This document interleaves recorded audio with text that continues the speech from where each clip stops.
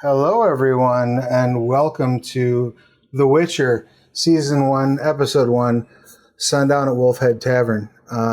Hopefully, you are all hearing our lovely voices and seeing our beautiful faces as Hello, we switch. everyone. Seems like that's working according to what I'm hearing through my iPad. Double checking because we're using brand new software.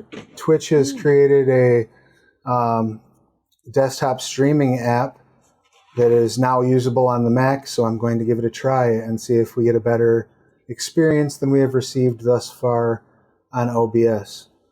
So fingers crossed, folks. This is the first of a limited engagement actual play, playing The Witcher from Talsorian Games. And if you're not familiar with The Witcher, it is a tabletop game based on a series of video games from CD Projekt Red, which is based on a series of novels, which you should definitely check out. There's also a Netflix show you can watch. So if you've been in a cave or this is your first time on the internet, you may find yourself enjoying The Witcher. Check it out. Highly recommend it.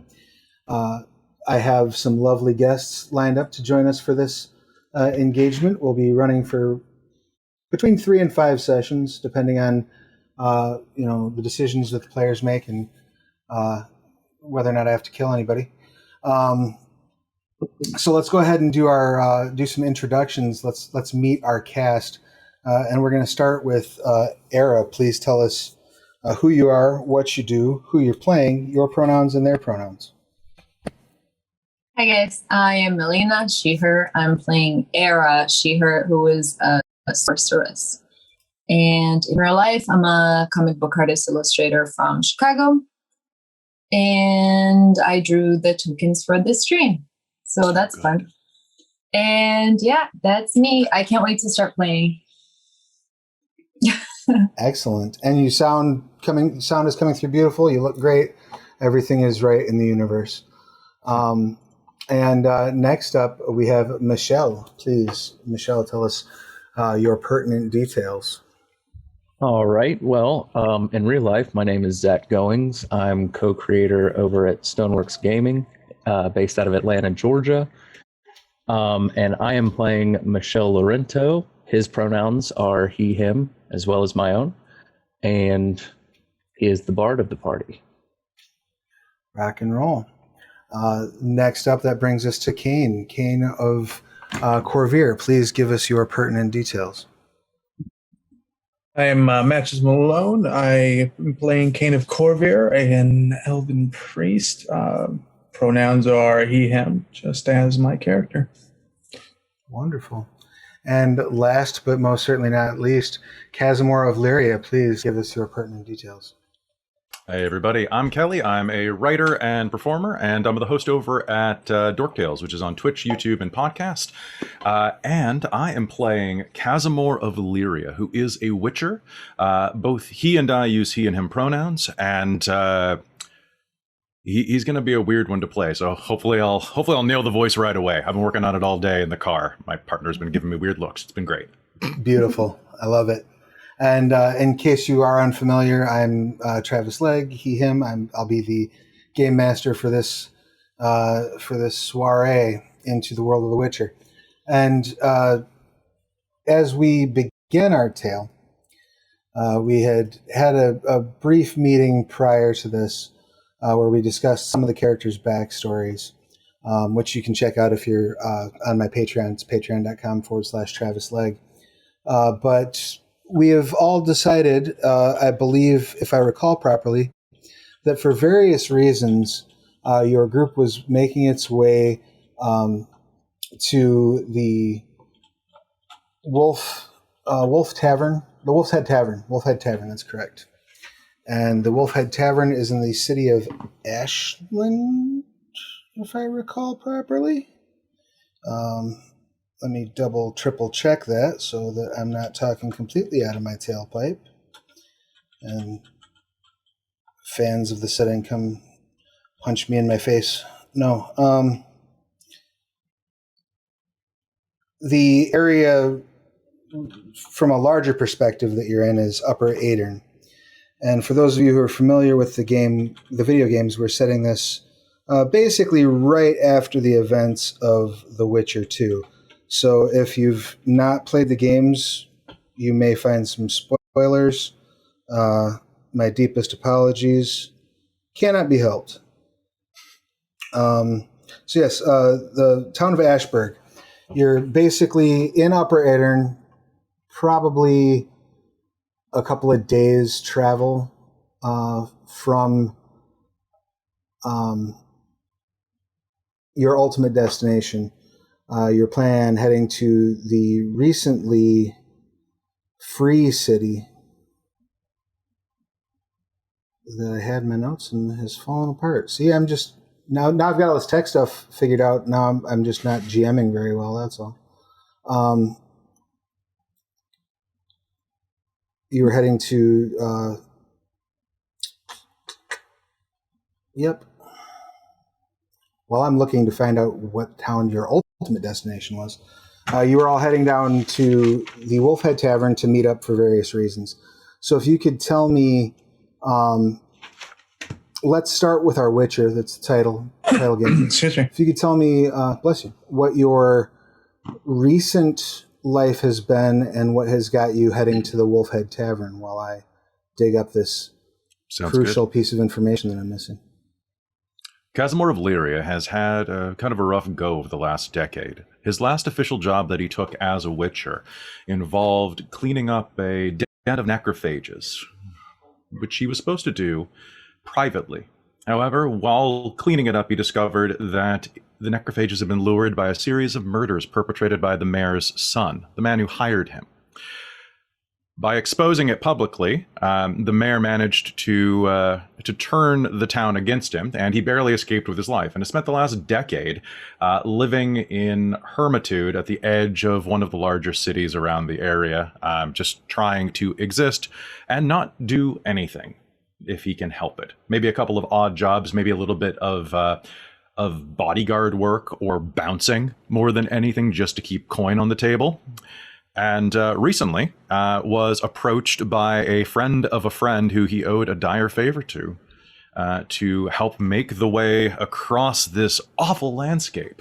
Do you want anything else there, Travis? Do you want any physical description? Oh yeah, if you don't mind, go ahead and tell us what we see as Cazamor of Lyria as the camera opens up as Cazamor of Lyria with the sun setting behind him, is walking his way into the village of Ashland.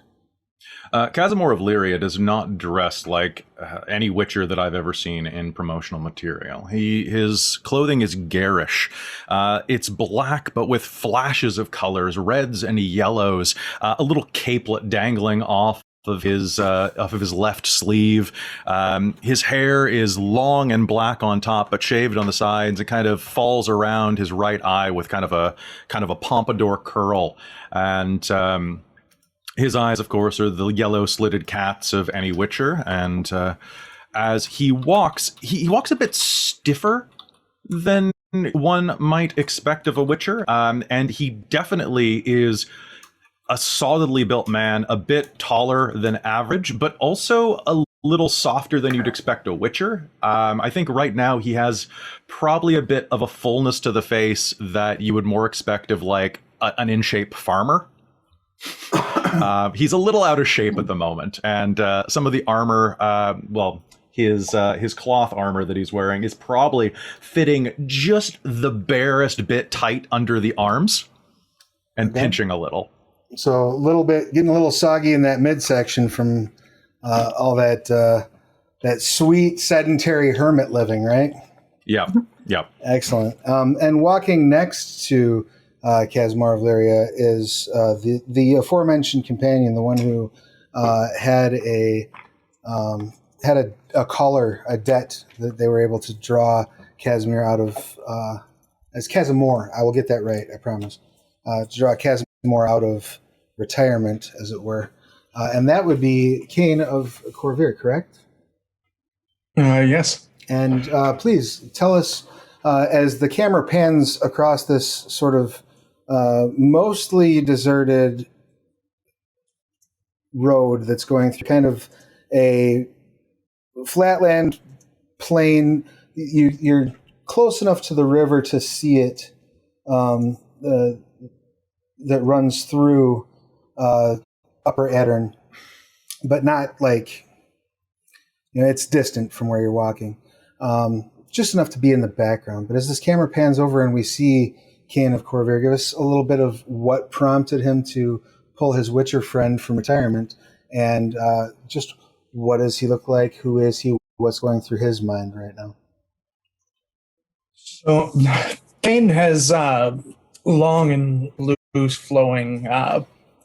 It's dark, and at different points it's dreadlocked. His eyes are like an emerald green. His pointy elven ears, and typically tries to hide that when he's in the north, but not so much in it anymore now that he has this Witcher by his side. As far as the reason why this Witcher owes me a favor, we had a run-in with an uncle at one point of mine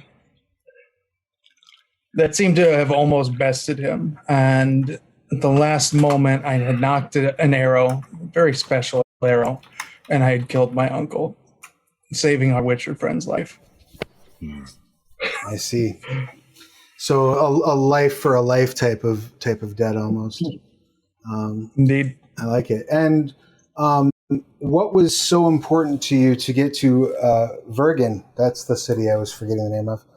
To ultimately get to Vergen, that you decided that it was worth calling in this favor. I don't remember that.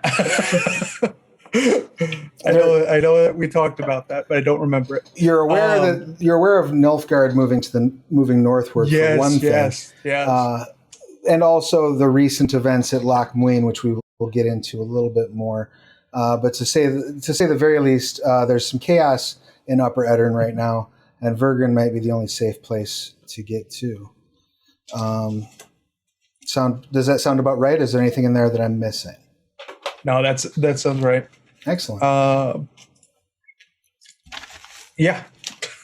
Rock and roll. Now, moving to our friends up at the top of the screen, we've got Era. Era, speaking of Loch Muin and what had happened there, you were present at the recent fall of Loch Muin. Tell me a bit about who Era is, what she looks like, and what she is doing while she is inside of a tavern. The Wolfhead Tavern, she's probably arrived there within the last 15 to 20 minutes. What is she up to? Era is older than she looks. I am 130 years old, and most of my life has been spent with horrors and debauchery. And, that was all good and fun because I guess I love people and I think people are great. And, but I did escape from Nilfgaard when I was younger. And so I've been gradually making my way up north, further away from them and their ways. But I suffered an accident a few years ago that left my face disfigured. So I have slashes coming down my face and through my lip. Maybe that's what brought an end to my horrors and debauchery time. That's, and I think I'm here to meet with Michelle because his grandma and I used today and he owes me a favor. And that favor is ultimately to get you safely to Vergen. Yes. And what are you doing? You've arrived at this inn where you were expecting to meet Michelle. Michelle is not there yet. You've been here for about 15 minutes, so what is Era doing with that time? I'm probably drinking and flirting heavily. Excellent. And how is Era dressed? Era always wears a uniform. So they have a leather harness that covers some of the damage from the accident, and usually just like a black tunic or a black dress. And I think that eventually I will wear a veil to cover my face depending on the situation. Okay. But last question: you said a uniform? Are you wearing anything that would denote to a commoner that you are in fact a magic user? No, not at all. I'm basically incognito. I feel like I just wear the same thing all the time to save brain power for other things that are more important, like boning. I love it. And lastly, we come to Michelle, our bard.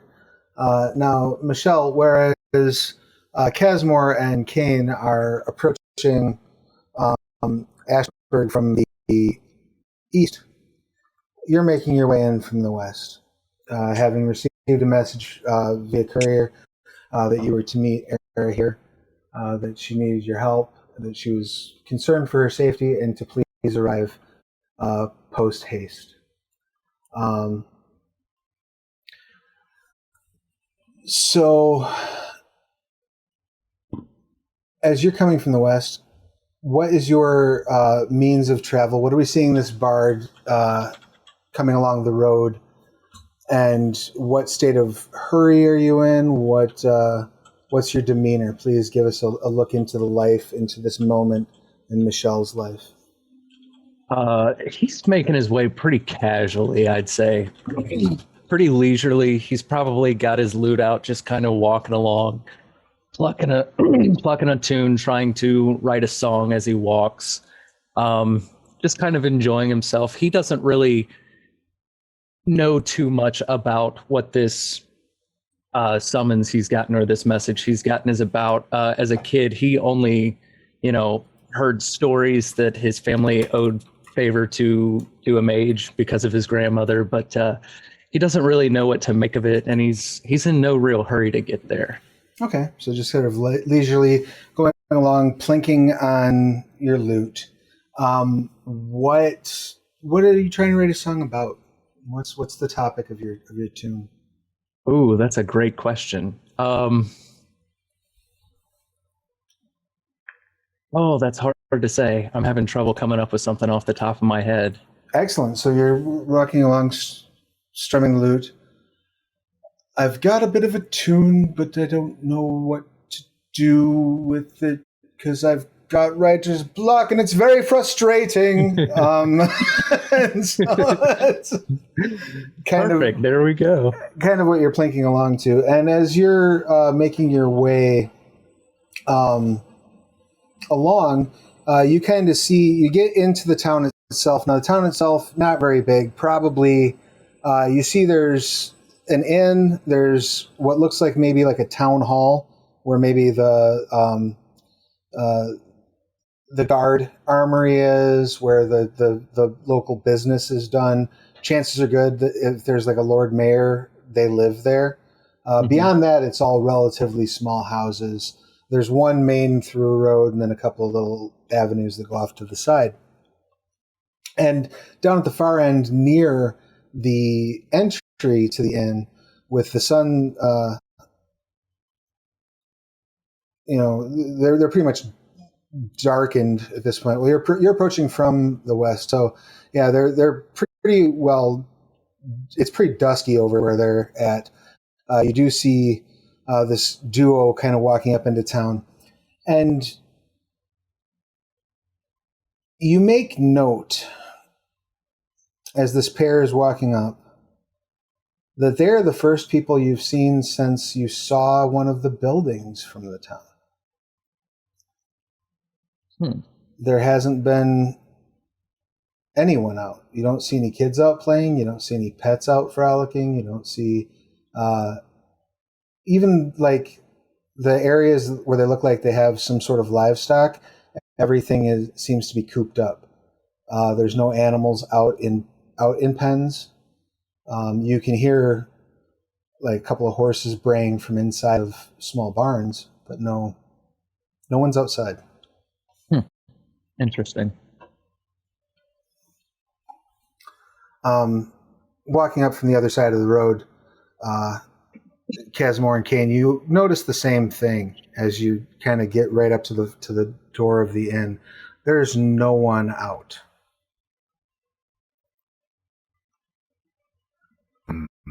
This bodes well. You just see one person come walking up as you hear tuneless picking at a lute combined with some grumbling and the occasional curse word. They yours? What's that?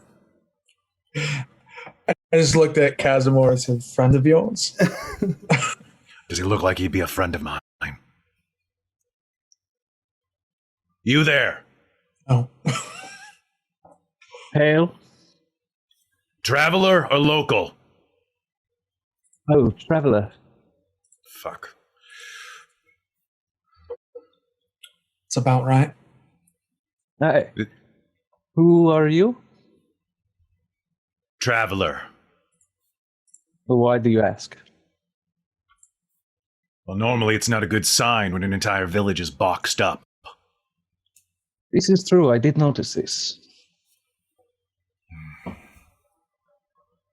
Astute observation. About that time, the door opens to the inn, and you see a woman, blonde, human, looks like she's probably in her mid to late 20s, and she shouts, "Are you out of your minds? Get inside now! The sun's about to go down. We can't be having you out in the streets. Come on." What comes out at night? "Monster! Oh my goodness, you're a mutant." In the flash. "Well, then come in. I'm certain the barkeep will want to speak with you." Fancy a drink? I'll say to both of my companions. Well, But of course. All right, the three of you make your way inside the inn. Now, Era, why don't you make a human perception roll for me? And the way that dice rolls work in The Witcher is you will take your skill, the attribute that skill is attached to, combining those two creates your skill base. You roll a d10, add it to that skill base, and that is your result. So, by all means, what is your human perception base? 1. Well, plus the attribute that it's tied to. Empathy 6, so 7. Okay, not too bad. Go ahead and roll a d10 and add 7 to it.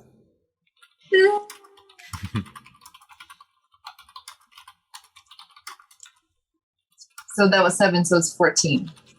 Yep, excellent. So, despite the fact that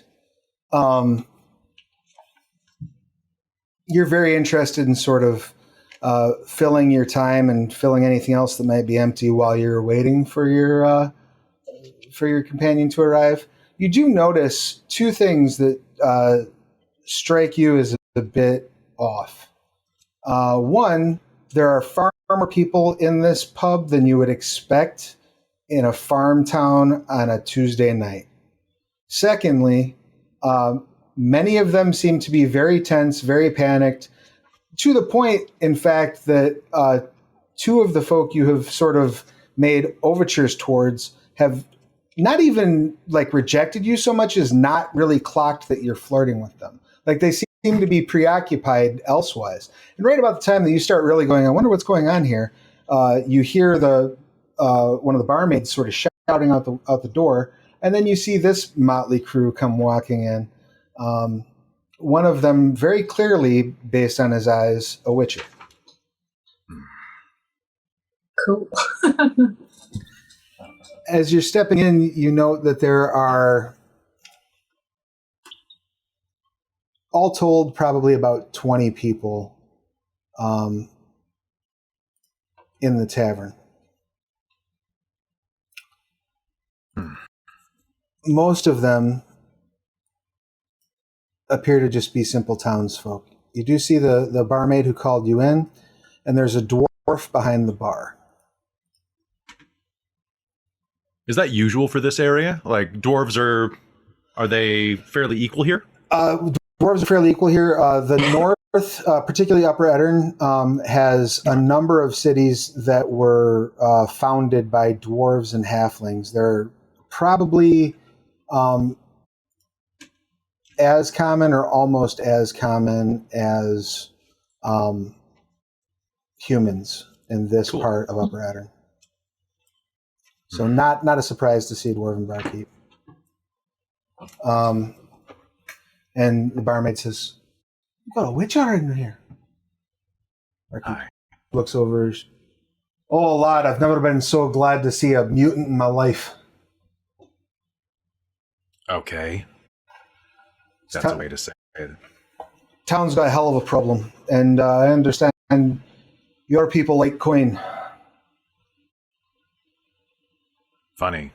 I thought your people liked Caine. Aye, but not quite so good with killing the monsters, yeah. Why don't you give me a beer and one for my friend and we'll talk? Certainly. Which friend? He notes that, like, as you bellied up to the bar just kind of bellied up to the bar next to you. Friends. I Take a wine if you've got it. The wine. Absolutely. And he sets the drinks up and he says, "For you, it's free. For the others, it'll be a crown for the elf and 2 crowns for you because I don't like your hat." What's wrong with my hat? It's too loud. So, Mr. Witcher. Cazamor. Aye. Name's Randolph. Randolph. I've had a bit of difficulty. You see, a fortnight ago, I was just the barkeep. Then some madness happened downriver at Loch Muin, so we're told. And a couple days later, it just kicked up all sorts of madness around here. Mm-hmm. Once the sun goes down, the dead come rising up out of the river. No regard for hearth and home. How many? Have you seen them? I have not up close. I've seen as many as 6 at a time. It took off with the poor mayor and his daughter. Left a few bits trailing down to the river. After that, the townsfolk decided that I was in charge for some reason. And so I put out a temporary decree that all should meet here at the tavern every night at sundown until we can sort this out. Seems like a profitable decree. Seems like the only building that'll fit everyone. What are you offering? Well, as you did mention, it has been a little profitable. He pulls out a sack of coin, sets it down on the table and says, 100 crown in there, another 100 when the job's done.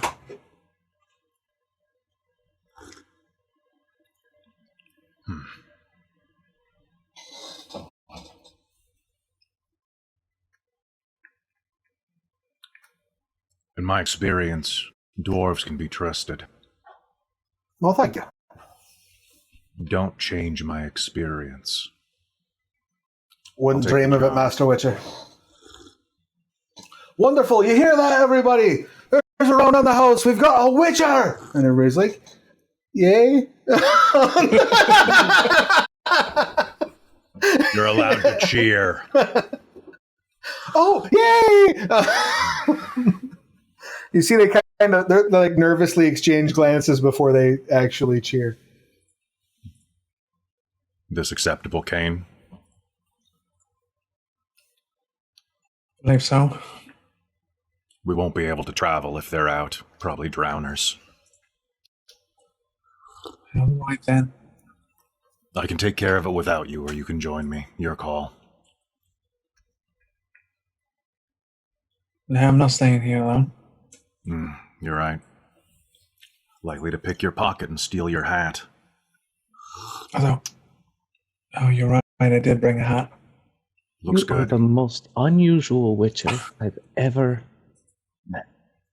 And how many have I've you only seen? met just two. Who was the other one? And he had eyes. He was from Witchers have eyes. Who else was it? No, he's very dashing. Witchers are piss poor. Oh, really? Let me guess. White hair? Yes. What a prick.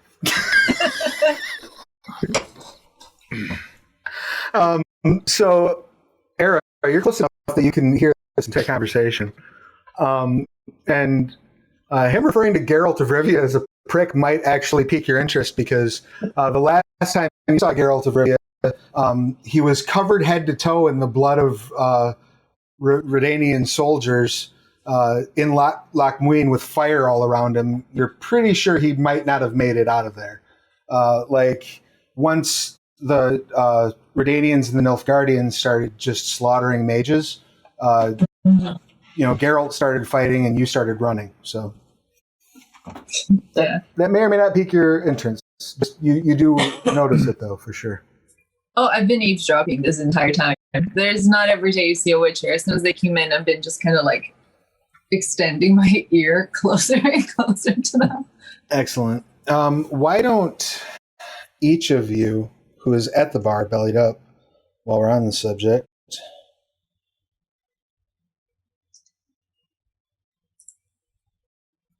Let's have each of you give. What do I want you to roll here?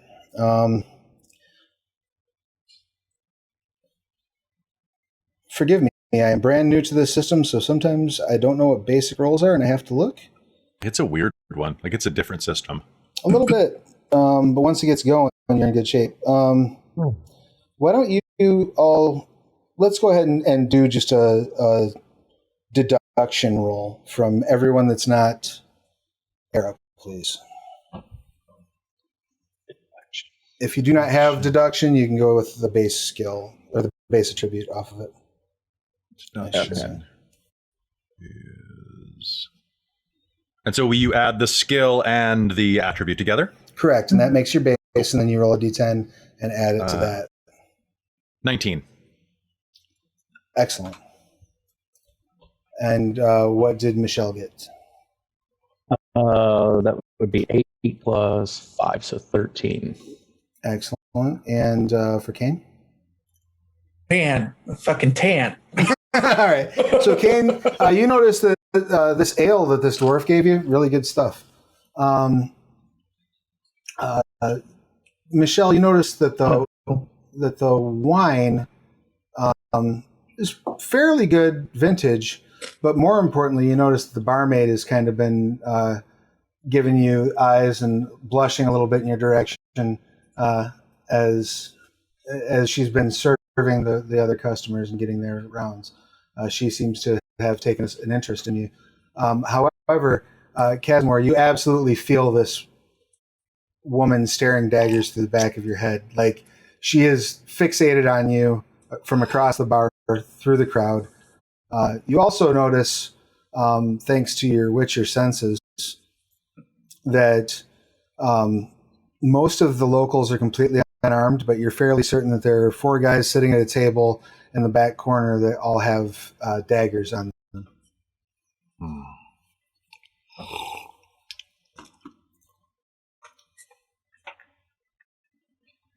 So how far away is Era right now?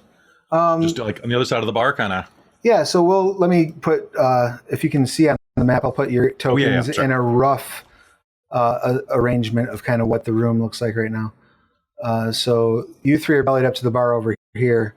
Era is kind of back in this corner by the door, if you can see all that clearly.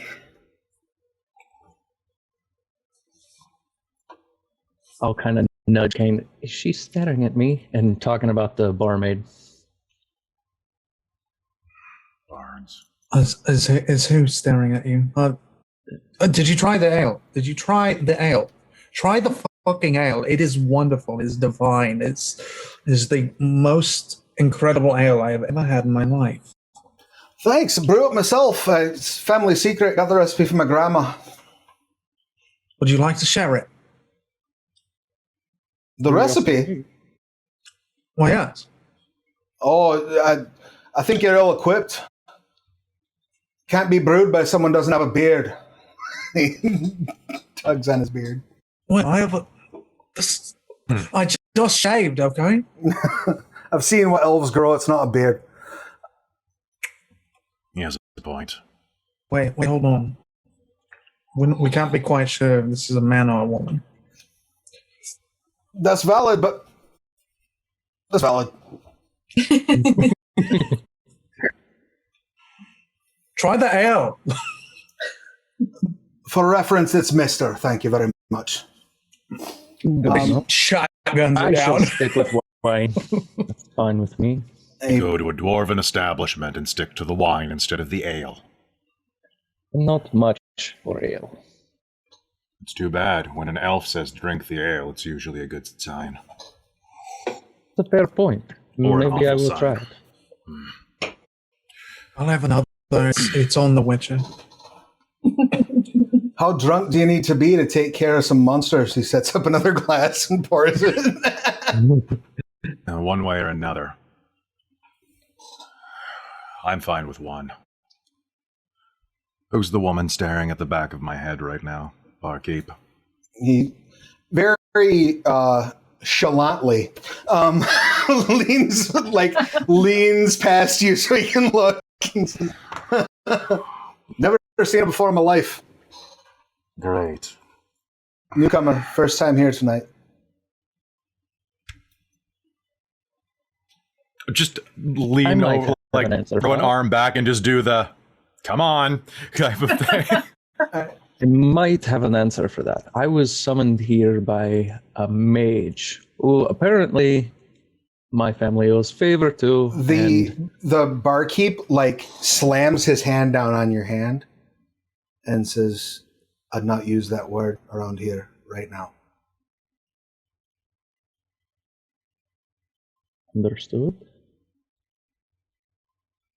About family. No, these people are in panic about what happened at Lochmuin. Do you approach as you're clearly being beckoned, Era? Yeah, I love people. It's about that time Era walks up. Help you with something. I couldn't help but overhear you mention Geralt. I didn't mention him specifically, but you've probably heard of the wondrous white wolf. Yeah. Fuck that guy. That's right. Fuck that guy. Cheers. Fuck that guy. Very handsome. Yeah, he has a butt to die for. I know. Indeed, yes. Just like a reverie. How many mages hasn't he fucked?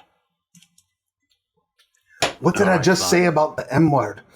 You see Sorry. a couple of the nearby townsfolk kind of cast you a look that is slightly more frightened than the one you're accustomed to getting from the average Joe on the street. But then they quickly look back to their drinks because they don't want to aggravate a Witcher. As he said that word, I feel like I bristled and I took a step back and I'm like, watch your mouth. What's a secret? Yeah. Never mind. Never mind. Yeah. I was doing a shot in the dark, but great. Okay. So you want to do shots now? Oh, are we doing shots now? Do we have an estimate for how many shots it's going to take before you go out and kill these monsters that are tearing apart the village? I'll need two more. I'm not here to kill monsters. I was here to escort, I believe, somewhere. He's You're a companion. We rent the stables out for 3 crowns an hour. Very funny. Nothing wrong with a Just- roll I'm like, of that's hay. really good information to have. He sets up a row of shots for you. Sun will be down soon. Can you point me to where they come out of the river? Or where the chunks followed? It's right around the edge of the bank. The chunks led, if you go directly across the street, that's the old Lord Mayor's home. If you go out the back exit there's a fresh trail. Shouldn't be hard to follow. We didn't really clean it up so much. I'm sure some animals might have gotten to it, but it's basically a beeline right to the shore. Mm-hmm. Well, are you any good with your secret? We'll say to Hera. Yeah, pretty good. Pretty good. And meanwhile, I'm looking at Michelle and I was like, it's really, really nice to meet you. You are as dashing as your grandmother was at your age. Oh, why, thank you. I am Michelle of Lorento. You may call me Michelle Lorento if you please. But you've probably heard me called by my title of Michelle the Marvelous.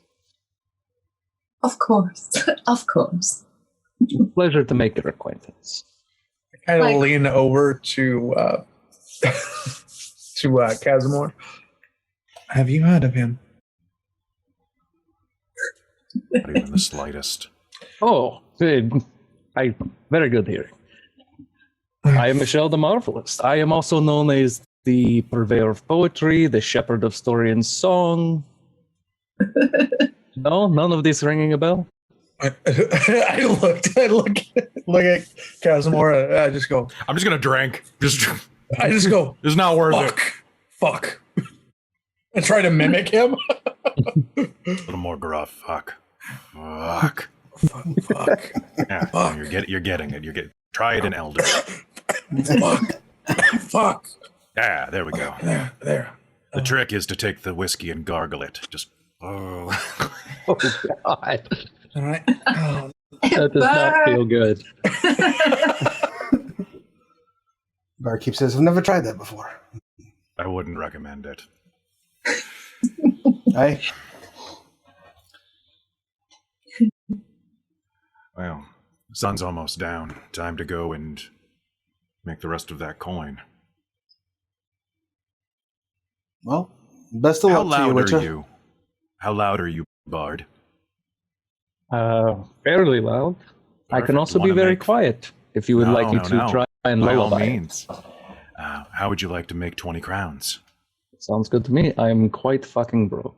Well, that sounds great. You'll be playing for a hostile audience. Those are my favorite kind. And you can bring Grandma here with you. Excellent.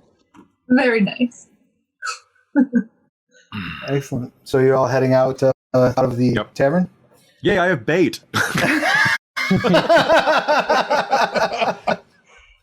Beautiful. I downed the rest of my drink real Yeah. quick. You slam your drinks, make your way outside. The sun is now basically just kind of hovering just beyond the horizon. You've got that general broad dusk washing over the village. And it's so quiet now. You can hear some of the animals in the barns making a little bit of movement noises or a grunt or a snort here or there. but you can also you can hear the river from here at this point. Like it's pretty still out. Looking northward, the river's probably 700-800 feet from where you're at. So, and there's the structure, the Lord Mayor's old home. Where would you like to go? What would you like to do? Do a little bit of tracking to see whether or not, how many of these things there are. See if it actually is that, because I don't want to prep the wrong stuff for this, and just kind of get a layout, I guess. So you're starting kind of at the back of the Lord Mayor's Manor, then? Yeah, I think so. Where the kidnapping or the mare napping took place. Sure. Why don't you go ahead and give me just a straight up Witcher training check, if you don't mind. Okay. Do you add anything to Witcher training, or is it just flat? Witcher training goes off of, I believe it's listed in the Witcher class. Let me triple check here. So let me double check. A profession, I should say. They each do have a tied attribute. Okay, it's probably intelligence. I think. I would bet, but merchant, priest. Almost got it. These pages are really thin. Witcher training int. Okay, so with I rolled another 9, so that is a 22. Beautiful. Damn, he's actually good at his job. I was not expecting that. So as you're looking around, you're absolutely sure these are drowners that took off with the missing folk. That, however, is kind of the end of the good news.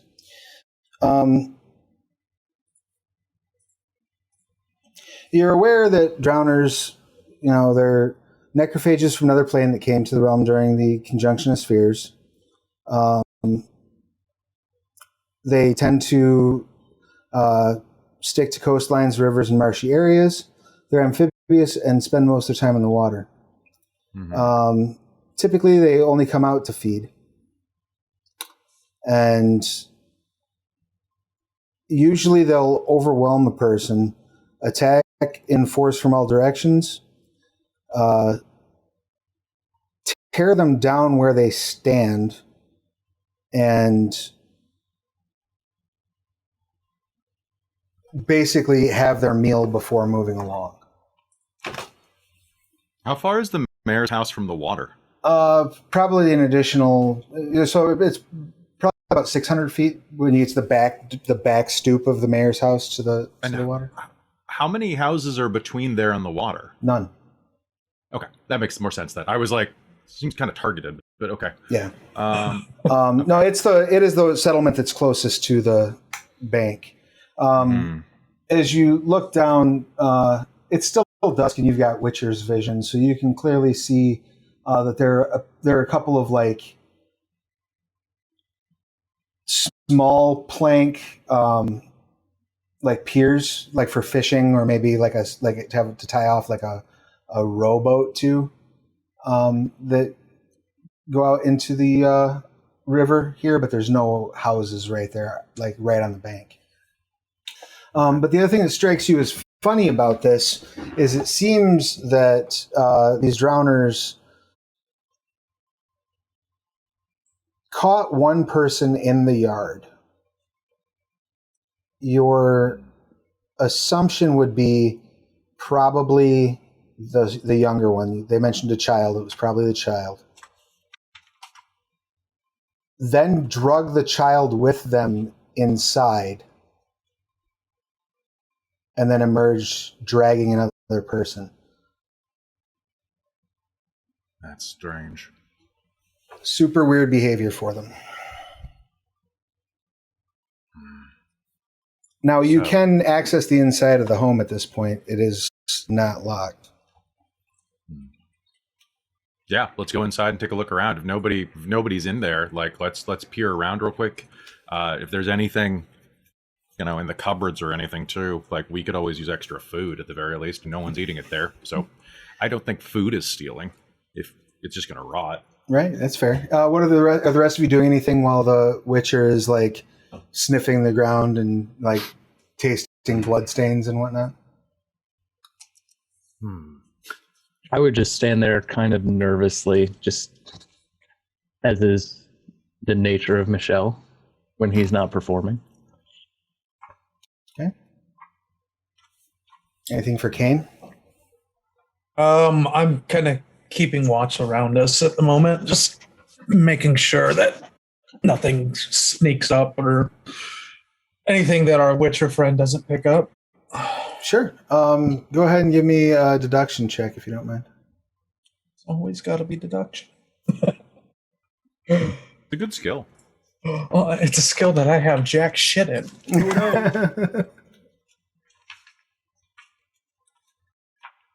Yeah. So that's a 9.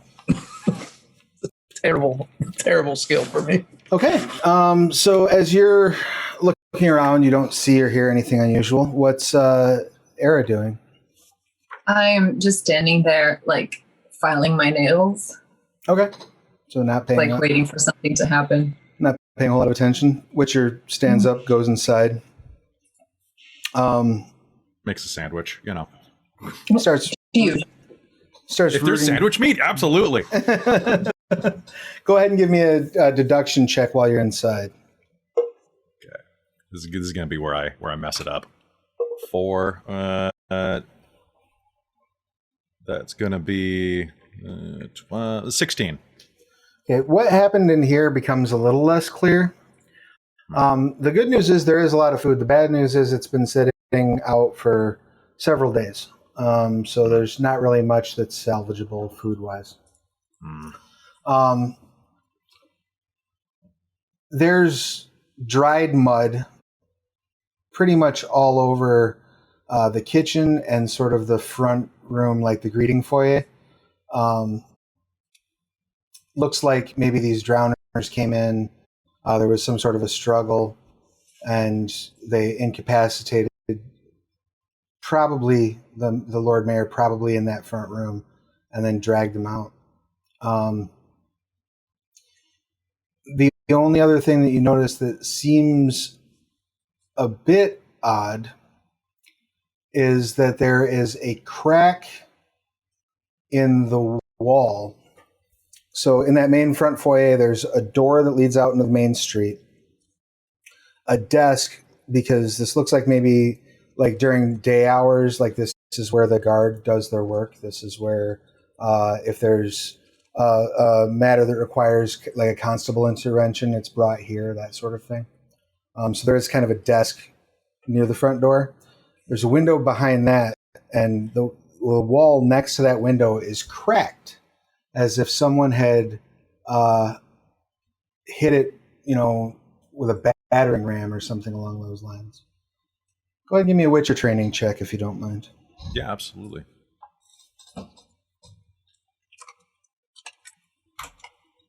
Oh, damn. So what happens if you roll a 10? Awesome things. You just know. Oh, cool. I rolled a 10. So you walk over to that crack, and you can see that there's like a fist print. Like you look out the window, the glass is spiderwebbed from like trauma transfer. And you're reasonably certain that a rock troll hit the outside of that window, or hit the outside of the wall rather, possibly to try to scare off the drowners, possibly to get their attention. But that's definitely a rock troll's fist. What the fuck? Okay. If there's nothing else in here, I'll go out and just kind of like, if you three are going to help, it's best that you know what we're up against. Drowners came in, ransacked the house, tore them apart, carried little bits back into the water. that's unusual. On the outside of the wall, there's a mark made by a rock troll. Probably scared the drowners off, or got their attention. Drowners normally eat where they are. They're too stupid to do anything else. Something scared them back to the water with their food. A rock troll might have been able to do that. But why was a rock troll here? Shit, you are. You are you do going to be fire? wonderful for writer's block. Happy to help. Yes, of course. So, Can, is this bad? What is... have you ever seen a carnivorous fish? Yes. Drowners are those with legs. They usually swarm in groups of 3 to 6. I don't like that at all. Don't let them swarm you. It'll be easy. Rock trolls are hulking brutes with skin like rock. Strong enough to tear you limb from limb. It's a little on the nose, but okay. What would you prefer we call them? Big meanies? I don't Big meanies, fucking that's care. not a little on the fucking nose. I'm just saying, I'm just spitballing here. I mean, you come up with a better name for them and I'll use it. give me some time. I'm very good at these things. Drowners fire. Cut their heads off, nice and easy. Rock trolls a bit harder. I see what you did there. Very funny, very funny. What? They're a bit harder. I get it. It's very funny. You're funny. I like you. Just flat face, like, I have no idea what the hell. God, what works on rock trolls besides like... Make a Witcher training check. Yeah, let's do this. 7, 12, 20. Oh, beautiful. So,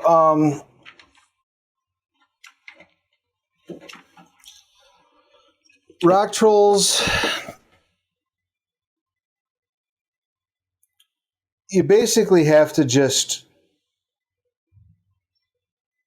pummel them into submission. They're pretty much resistant to just about everything. Fire will make their day bad, in the sense that fire will make most things day bad. But it doesn't offer any particular advantage in combat with rock trolls. However, one thing you are aware of is that most rock trolls are not malicious by nature. They are, one might say, slow on the uptake. They are simple creatures. They don't. They're sentient, but they're not. Generally, a rock troll either kills for food or kills because it's been annoyed. Left to their own devices, most rock trolls aren't particularly violent, or at least don't go out of their way to be violent. And they almost never enter into a human settlement because they don't like people. They're scared of people is probably the wrong way to put it, but they're certainly reserved about people. They're big and brutal, but oftentimes they're not aggressors. Good to know. If the rock troll's here, we don't have to fight it necessarily. They're generally about as smart as the average bard. Plus, if you say that they scared the drowners away, then they might not be involved in whatever mayhem this town is under. What are you capable of doing? It'd be good to know on the way in. I do like this, and I create like a fireball in my hand. That'll work. I like fire. And then I do this and it goes away. We're gonna get along just fine. So long as I'm not on the other end of that. So long as you don't deserve to be on the other end of that. Beautiful. Anything else that you'd like to do in the manor as you're investigating? Is there money? Go ahead and make a deduction check. Gonna get along just fine.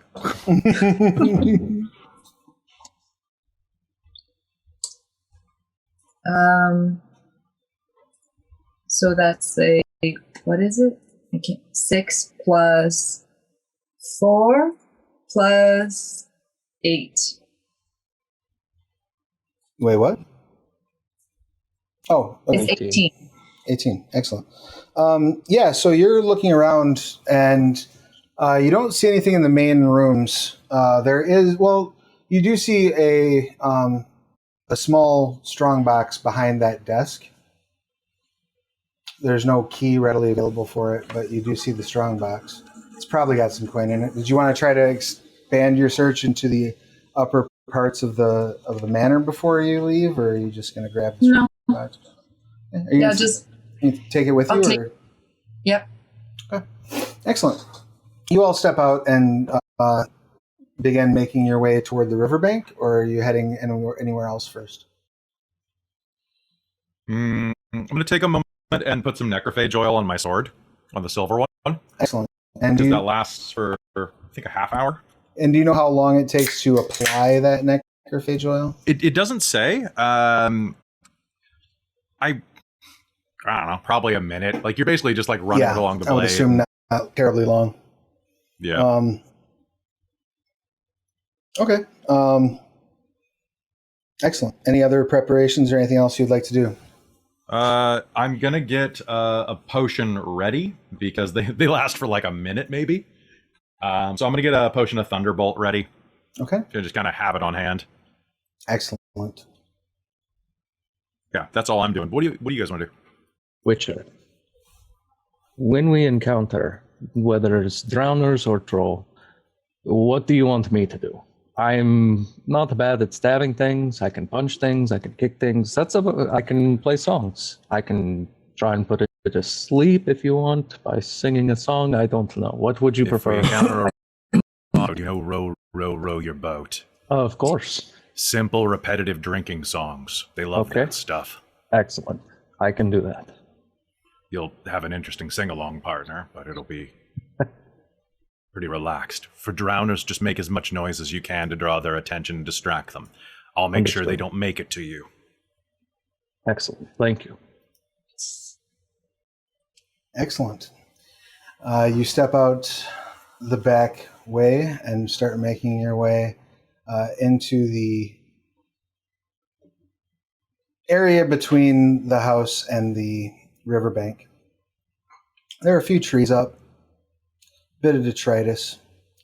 Following the path, though some animals have gotten to a bit of the remains and the bits that have fallen off, most of the trail is pretty well there. It looks for all the world to our Witcher that these drowners started eating on the way. And that's extremely unusual. Because as far as you know, they literally can't walk and chew at the same time. Like that's a bit beyond them.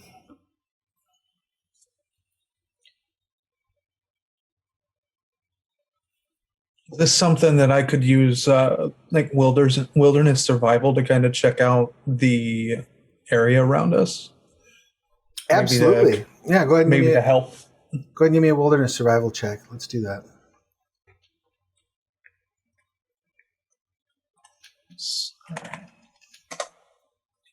That would be a 17. Excellent. So as you're looking around, you can sort of see the area where you're at. Some of these trees, some of these bushes seem to be almost...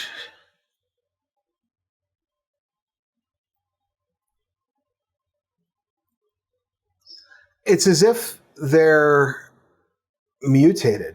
as if something has introduced a kind of chaos unlike you've seen into their growth patterns. Some of the barks are just kind of like, there's like bulbs and knots of wood popping up under bark that look like they're new. And the closer you get to the river, the more predominant this becomes as you're sort of moving along.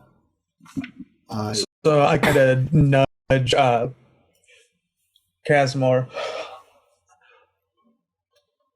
Take a look at the trees around us. The closer we get to the river here, they're not normal. Something strange is going on here.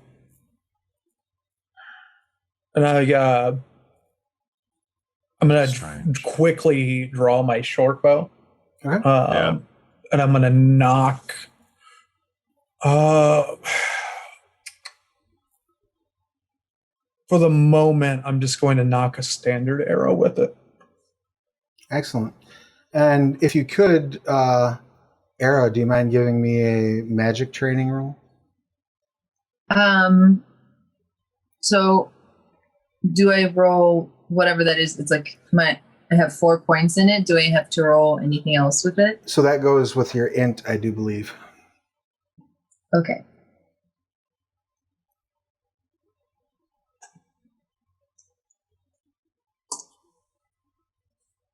Nice.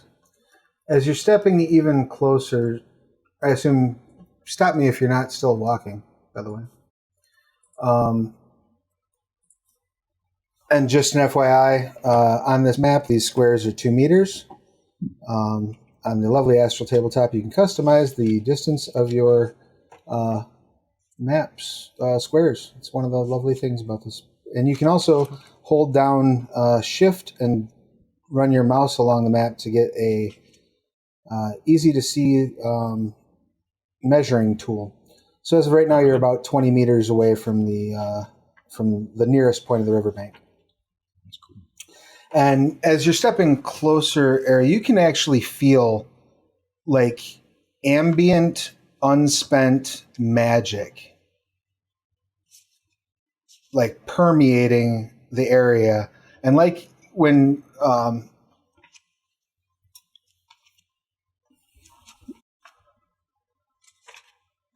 you get close to the knot in the tree, when that Caine mentioned, you can feel like a little bit of that like built up into that knot, almost as if there's raw, unspent magical potential washing up out of the river. I mentioned this, and I say maybe we shouldn't drink the water because it's full of magic. Oh, what from? It just feels like raw magic. You got an 18 on your magic training roll, Mm-hmm. right? Yeah. You stop and think about it now that Cazamor, right? Did I get that right this time? Now that Cazamor has mentioned you it. Nailed it. Woohoo! You stop and think about it, and you realize that this river does run under Loch Muin. It's entirely possible that some effect got thrown off during that fight that's poisoned the river.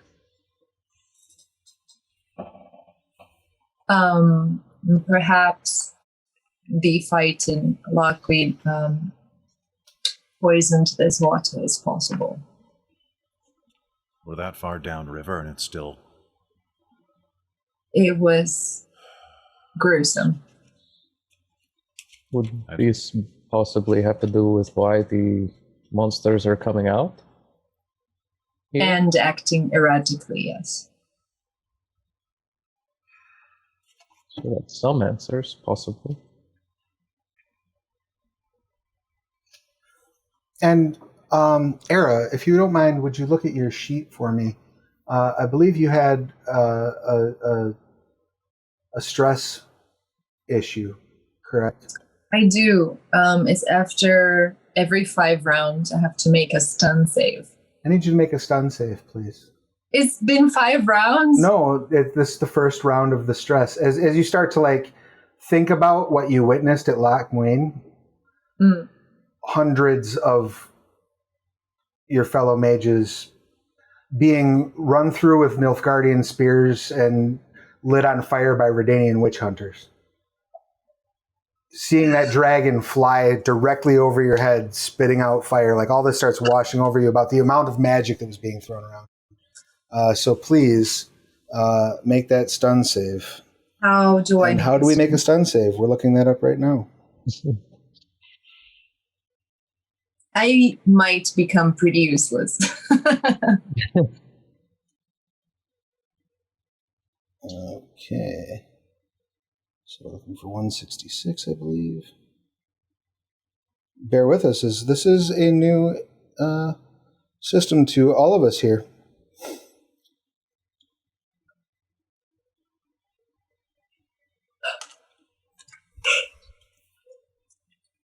It's not that bad, though. It's not that bad to learn.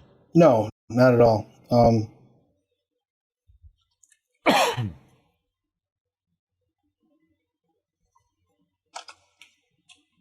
Where are we at?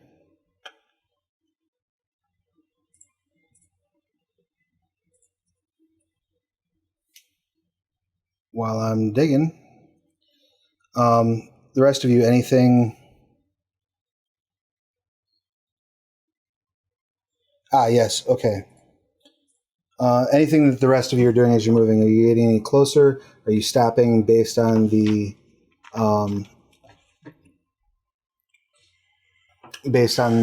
distance that you're at? Are you going to try to start making noise? And you need to roll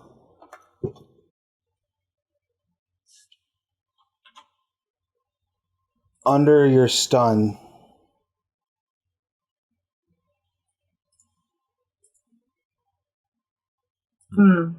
But what do you roll?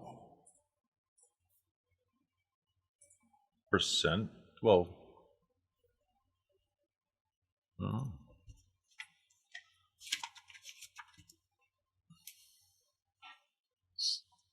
Stun save is on page 47. I don't know if that helps. I see that, but it's what do we roll for the save? See. Do we roll a d10 plus stun? When forced to make a stun save, you roll under your stun or be stunned. See the physical table. So Where's the physical table? it's yep. on So it's page just 48. a D10. Yep. Because your stun can only go up to 10. So, yep. So roll a D10 and try to get under your stun save. Okay, so tying is not going under. Interesting. Cool. Okay. And it looks like also you add your body plus will divided by 2. Oh no, that's what you use to calculate what your save is. Oh, okay. Yeah. Cool. Good to know. So what is your stun save? I have 9 under stun, and that was a 2. So yeah, you're good. You're not stunned yet, but you are sort of overwhelmed with these memories. So I'm taking deep breaths, and I'm saying deep breaths as I'm taking deep breaths. Everyone, go ahead and roll human perception if you don't mind. Besides Era. Are there penalties if you don't have a skill? No, it's just you just roll the straight attribute. But you have a penalty for being a Witcher. Oh yeah. So, is my penalty is minus? Is it -4? Minus 4. Yep. Okay, so 21 for me. 17. 8. Excellent. 8. So a fucking 8. everyone who's not a Witcher definitely notices that Era is like on the cusp of a panic attack.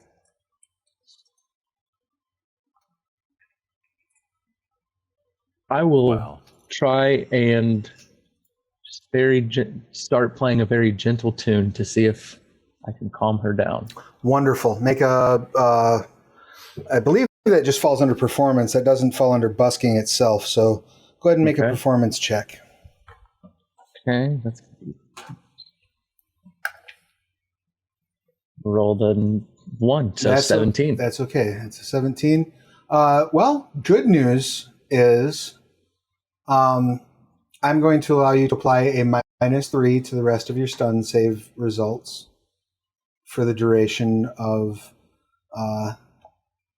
this scene, as the bard lets out a remarkably calming, if a little bit out of key, tune. Of course, the downside is, as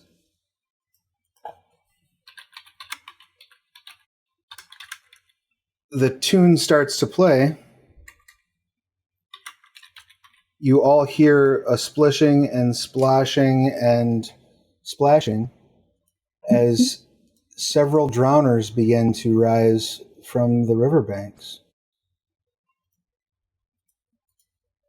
And as they rise up, shambling onto the shore, I think that's where we'll take our midstream break. So we're going to go ahead and take, 5 minutes to take care of biological and technological needs? 5, 10? What do you say, folks? Do we need 5 or 10? I'm good with either. 5 or 10 is fine by me. All right. Let's do Dealer's choice. Yeah, let's do 5. So I've got 21 after. Let's be back at 26 after. Gotcha. And all you lovely audience members, please hold tight.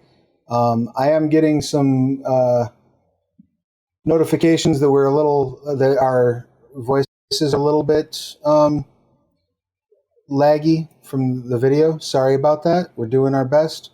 And I think this new tech is better than it was when we were doing it on OBS. So in any event, we'll be back momentarily.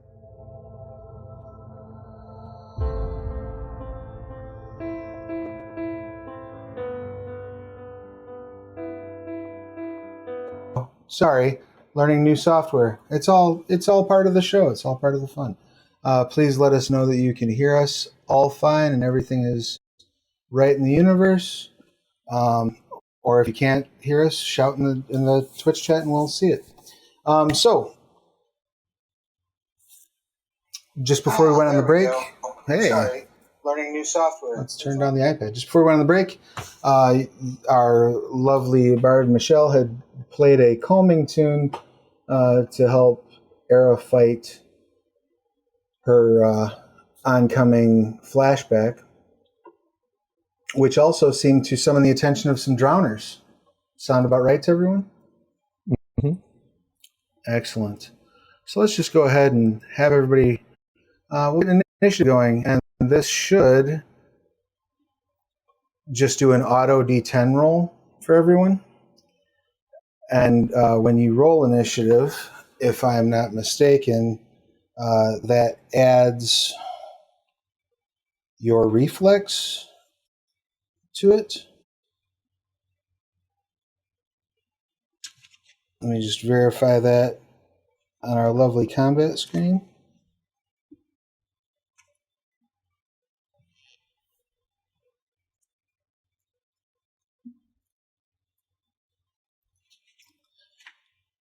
So when I add you all Astral, will auto-calc initiative for you, I believe? Cool. Oh, nope, sure didn't. Not this time. Not this time, pal.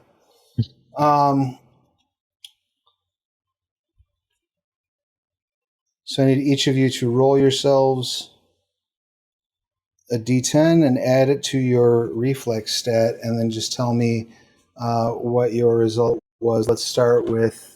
I'll go ahead and roll them. I can see them in the chat. So, yeah, Cazamor on a 13, Era on a 15. It's just plus reflex. Yep. We've got Michelle on a 13, and we've got Caine on a 9. All right, and now I'm going to roll me some Drowner initiative. That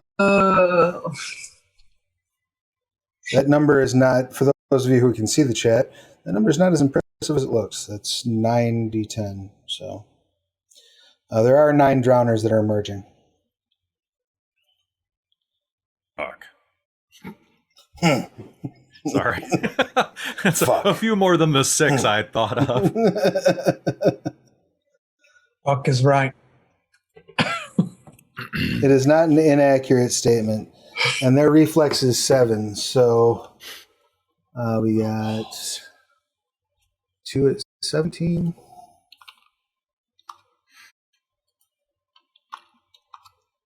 We've got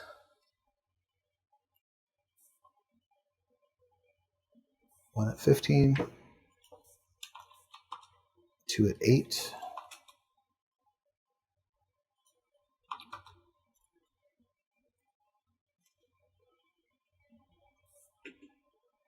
2 at 13.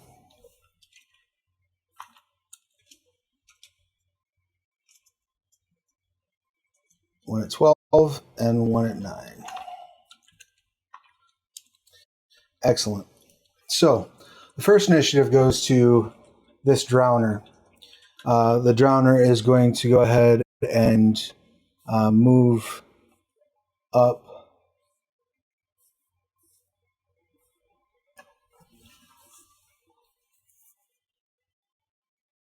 and your movement per turn, your flat movement per turn,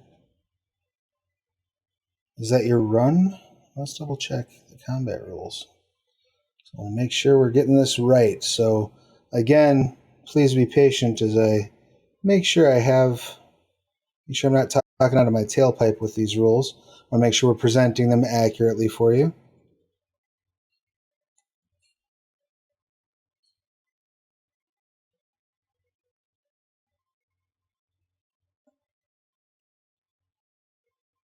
So we've got movement in combat, yes.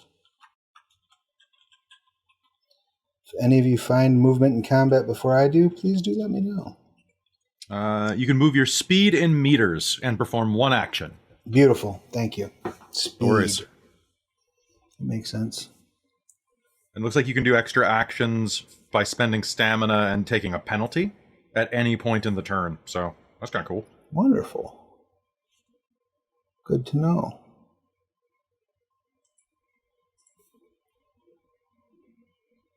So because we're all interested in having a fun game experience, I may lean on the players to look up a couple things because we're juggling multiple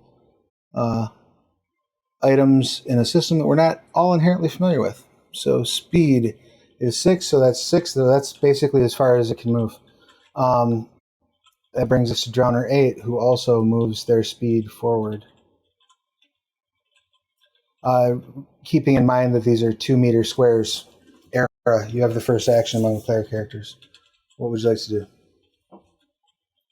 I'm going to throw a Aedirn at the drowner that came up first. Throw a what? I'm sorry, at the drowner? It's a fireball. It's called Aedirn. Okay. Aedirn. And please walk me through that. The range is 12 meters. Okay. It costs So you're not 5. nearly close enough right now to do that. I will walk forward. All right. What's your speed? 1 second. Where do I find that? It's in your stats and your sheets and your attributes. Oh, 9 is my speed. Glorious. So you can move basically 4 squares. 5 squares, actually. Can you move me? I'm not able to move my character right now. Oh, sure. There it is. I just did it. 1, 2, 3. Is that it? 4? Yep. Okay. So still not close enough to hit him with the fireball yet, but you can get it ready. Okay. I got my fireball ready. How does it work? It costs 5. Right. So you pay stamina points when you cast magic, I believe. Yeah. And then your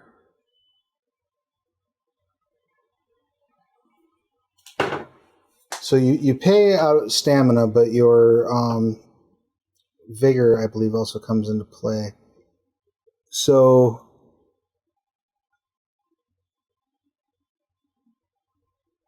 if you go above your vigor threshold and stamina spent,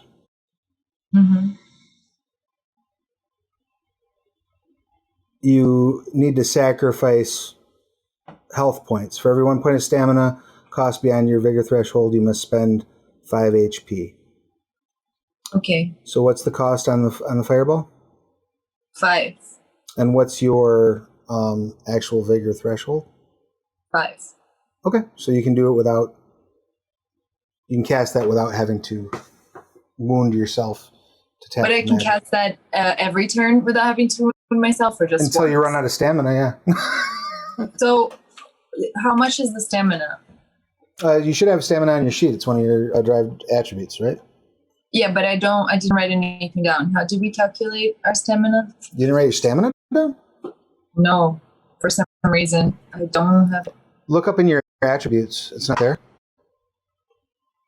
My attributes in the front. Yep, on the first sheet. Oh, 45. Yep, so just copy that down. Sorry. Technical difficulty. No worries. We're all learning how our sheets work and how our systems work, and no problem. And the audience is going to be lovely, and bear with us because they're awesome people.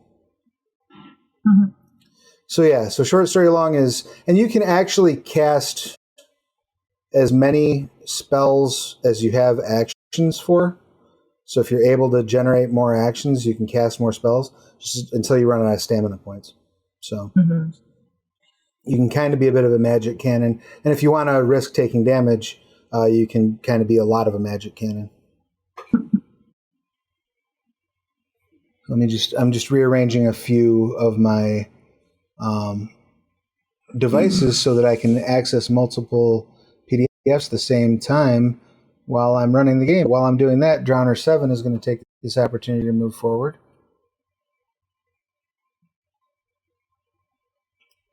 And that brings us to Michelle. What would Michelle like to do? Probably gonna move. See, I can only move 6 meters. Might move up this way.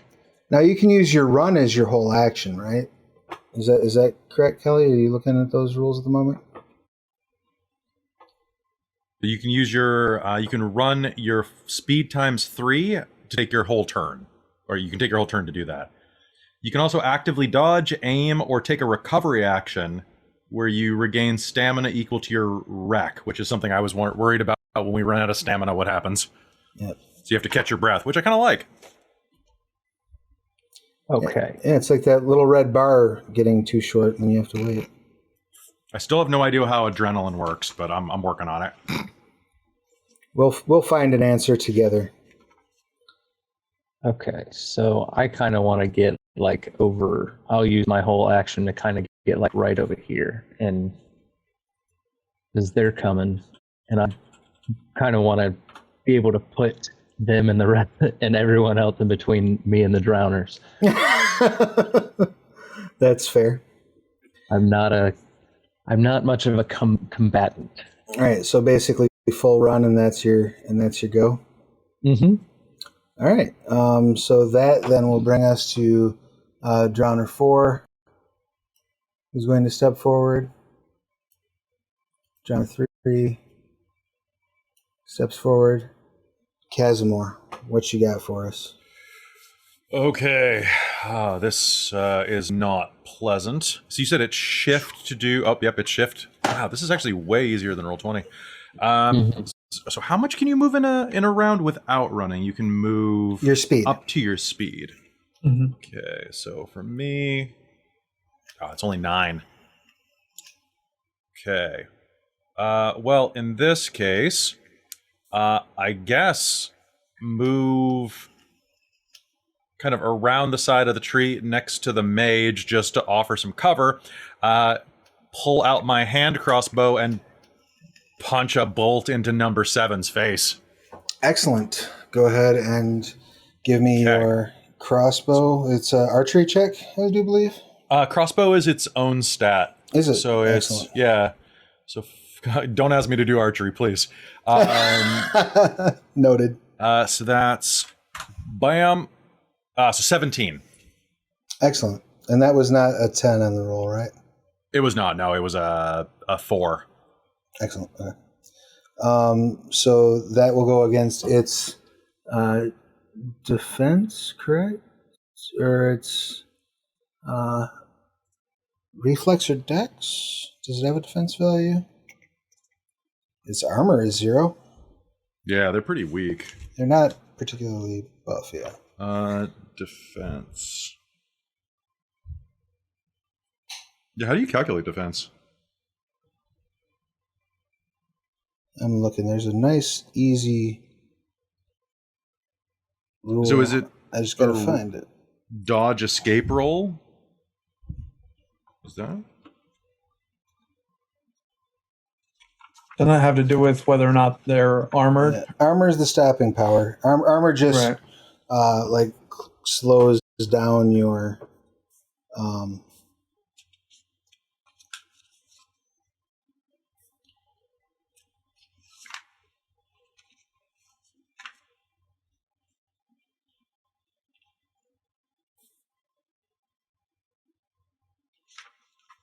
okay. Its reflex is yes. Maybe?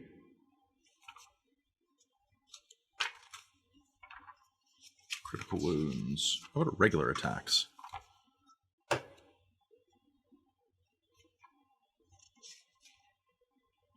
Okay. Looking for in-depth combat. When Forgive defending us against while attacks, we flip through. there are many options. So dodge, by moving slightly out of the way, you can dodge an incoming attack. Dodging requires dodge escape roll against the attack roll. You can reposition by maneuvering out of the way, doing an athletics roll, basically to duck under stuff. You can block or parry as well. And that's on 164. I'm going to tab this guy. Okay. So if they don't dodge, it just assumes that you're hit. Yeah, I think you get one dodge a turn. Right, as long as you, well, especially if you've only moved your actual speed. So, yeah, they'll make a dodge check. Why not? Why not? Let's see how that turns out for them. So you go ahead and attack.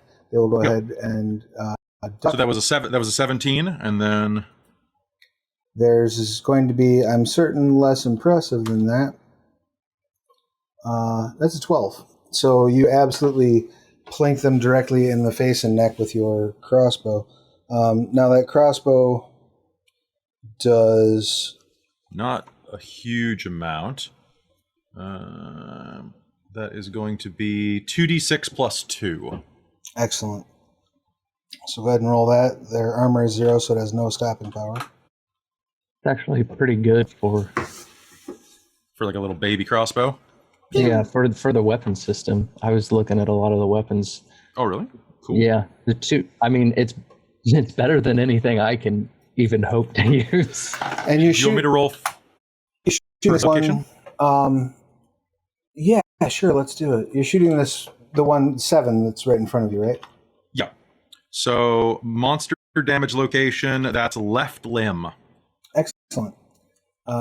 Does that list any additional effects? So it does. Penalty is -3, I guess, if I'm aiming for it, and damage is -half. Okay. So probably just like cripples the limb or something, but doesn't do as much damage to the whole thing. Excellent. All right. It stumbles as it catches a crossbow bolt in its left arm. Anything else from Cazamor? That's all. It's getting close. So probably drop the crossbow and just grab the. Well, yeah, actually, I can hold a crossbow with a hand crossbow in one hand. I just can't reload it. Right. Yeah, I'll drop it. If I can't reload it, I can't use it. So just grab my silver sword and brace. Get ready for this. This is gonna suck. Let's do this. All right. Excellent.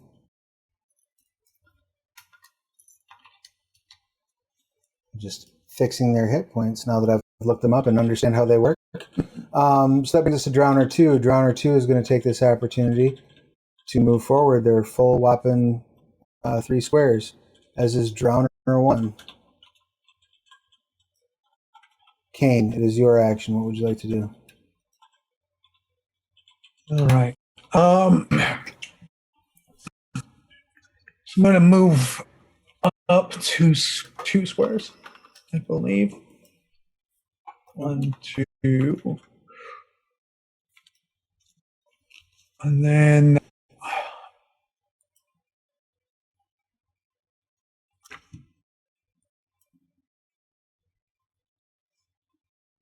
I'm going to grab a hold of my amulet around my neck and look at Drowner 9.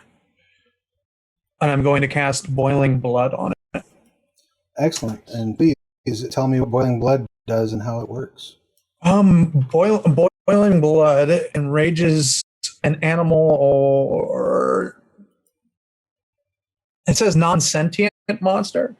So I would think it would work on them, wouldn't it? Sure, I'll allow it to count on drowners. So it versus a target of my choosing, and the rounds it lasts is 1d10 rounds. Okay. And how does it resist that, or does it not resist that? It just happens. That is actually what I was just looking. The defense is the creature's will times 3, basically. Okay, so that's just the target number you need to hit. So the drowner's will is going to be 4, so your target number is going to be 12. My target number is going to be 12, and I would cast that with Hex Weaving, correct? Yes. And does that list like a casting time and a duration? It just has. It doesn't have a casting time. Okay. It just has a duration, so it's like instantaneous. It looks like. Right. So I'll go ahead and make my Hex Weaving roll real quick, which the.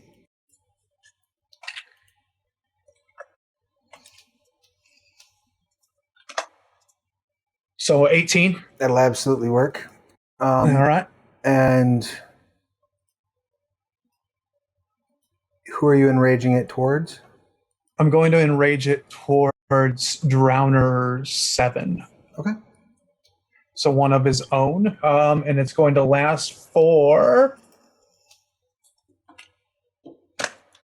6 rounds. Beautiful. And that was Drowner 9 that is enraged? Drowner 9 is enraged against Drowner 7. Excellent. Let's add an angry face status icon to Drowner 9, so we know that he's mad. No. He's big mad. All right. I am going to expend 1 stamina point to take a second action. Okay. That second action is going to be to draw back my bow and fire an arrow at Drowner 6. All right. Go ahead and roll. That's going to be my archery.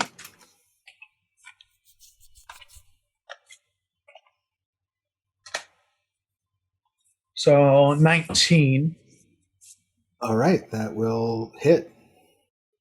And then the damage on this is going to be... Shortbow hits harder than I expected it to. It's 3d6 plus 3. Okay. So 16 points of damage to Drowner 6. Ouch.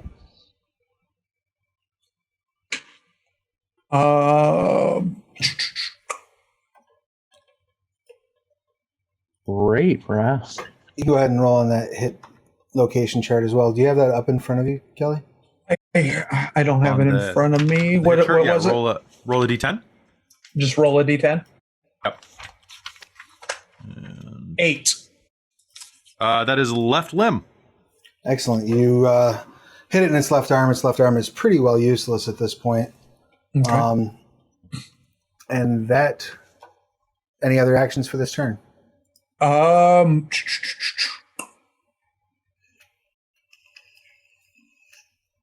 I can have 2 points of movement still. Can I move again if I Yeah. haven't expended all my movement? Okay. Absolutely.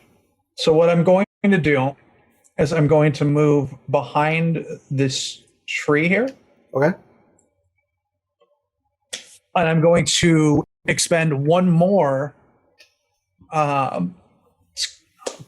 stamina point to cast Ritual of Life. All right, and that will So do. Ritual of Life is going to grant a bonus to our vigor threshold equal to half my caster ritual crafting skill. And then at any point, I can expend the circle to gain 1d6 divided by 2 units of Fifth Essence, which is a component. Okay. And So how big of a circle does that generate around you? That I'm checking that now because I don't think it's specified, but let me double check. Sure. While you're looking that up, I'm going to move some drowners here. Okay. None of them can quite get close enough without rushing, and they're not about to do that right now.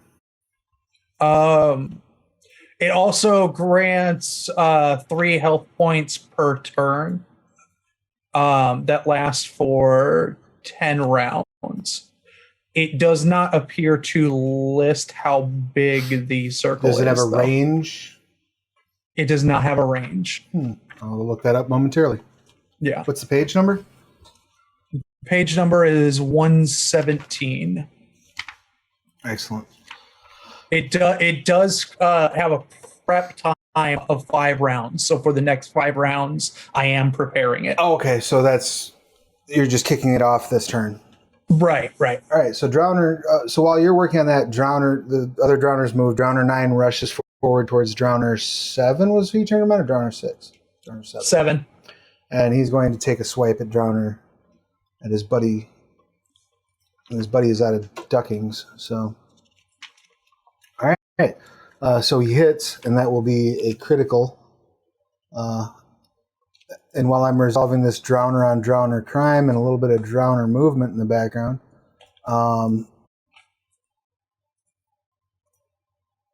Era, what would you like to do? Am I close enough to hit them with the fireball I prepped last time? Absolutely. I want to throw a fireball at Drowner. The ones who are closest. The range was what on that fireball? 15, right? 12. 12. Yeah, so you can actually hit any that are in this cluster that's right in front of you. Yeah, so the one that is being attacked by the other Drowner is 7, right?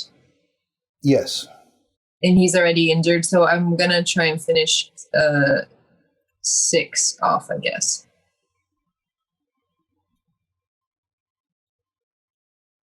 Okay. Okay, so I roll. Yep, and that is, I believe, your spell casting to target it? Yeah, it's a spell casting.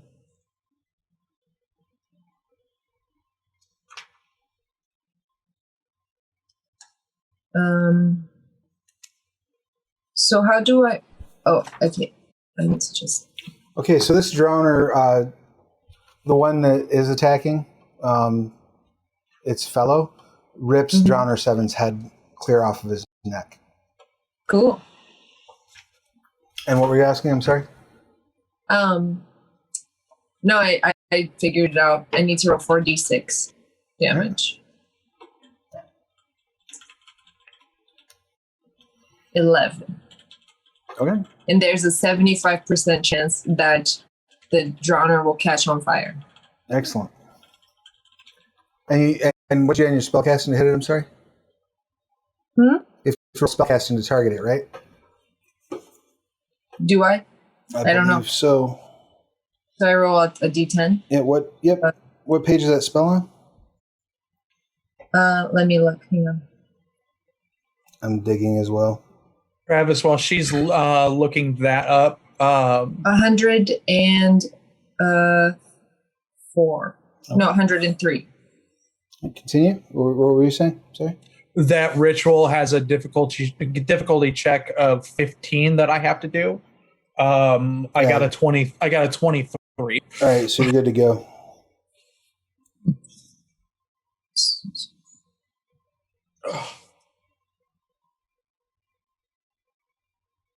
Yep. So yeah, it's just a straight up spellcasting check.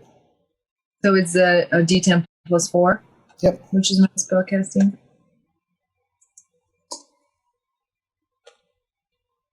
It's a 10. Okay. And go ahead and roll. That'll hit for sure. Or a 10 unmodified? Or 10? It was 10 total. Okay. Actually, yeah, it manages to duck and weave out of the way. Because is that it? Is, or does it add to my will skills? Oh, you add anytime you roll a skill, you're rolling that skill total. You have to add that. So it was a 20. So it probably hits. Definitely hits. And go ahead and roll your percentile, which you can do by hitting the D10 and then adding a 0 inside the parentheses.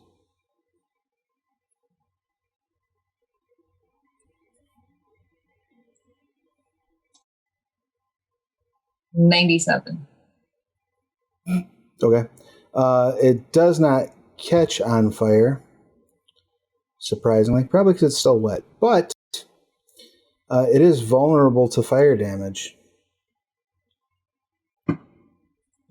So anyway, I started blasting. Yup. Exactly. I feel like that's all of my characters. That's a good trope to fall into, though. Pew, pew, pew. So bad news. You don't get that regeneration because I was looking at the wrong ritual. Okay. But we do still gain the bonus to the vigor threshold once this is completed. Excellent. Which that is half my ritual crafting skill value. So it would be an additional 6 vigor at the end for everybody. Oh, that's so sick.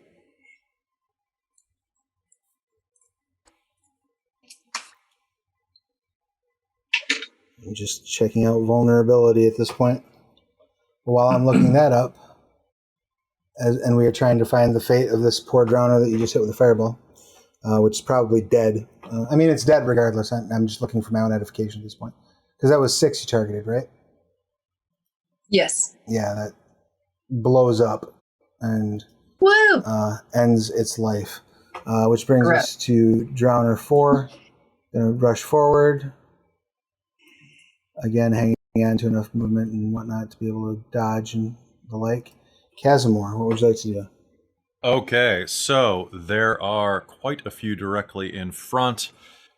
This is gonna be rough. Okay, so 6 and 7 have been hit by fire, right?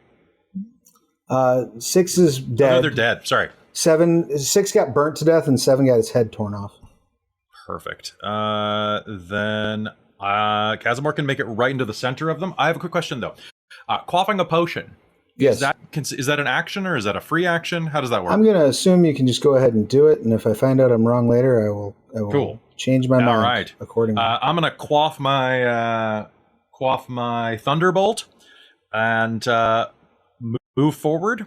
And I think I can get right on top of this burning guy right here. And I'm going to make an attack at number 8. Okay, excellent. So if I can find what I roll for that. So that's swordsmanship plus reflex. Yep, and does have its dodge. It has not expended it. That's a 21. It's exactly what you needed to hit it. Okay. All right. So let me figure out this weapon real quick. So you're using a steel weapon, or are you using a silver weapon? I'm using my silver blade. You have necrophage oil on it. I have necrophage oil on it. Plus I've got thunderbolt, so that's plus 2, and I add my melee bonus on top of this, right? Correct. Okay, so if I'm not mistaken, that's 33 points of damage to that guy. Wait, hold on. 30. Yes, that is right. That is right. Yeah, 33, and that is done to his 6. What is his 6? Well, he doesn't have a right limb anymore, I'm pretty sure. He doesn't have a right side anymore. As you sort of carve upward with your blow, splitting him basically so that there's a little bit more left mass than right. He splits down the middle, and you go, Jesus, you stink. Slice him in half.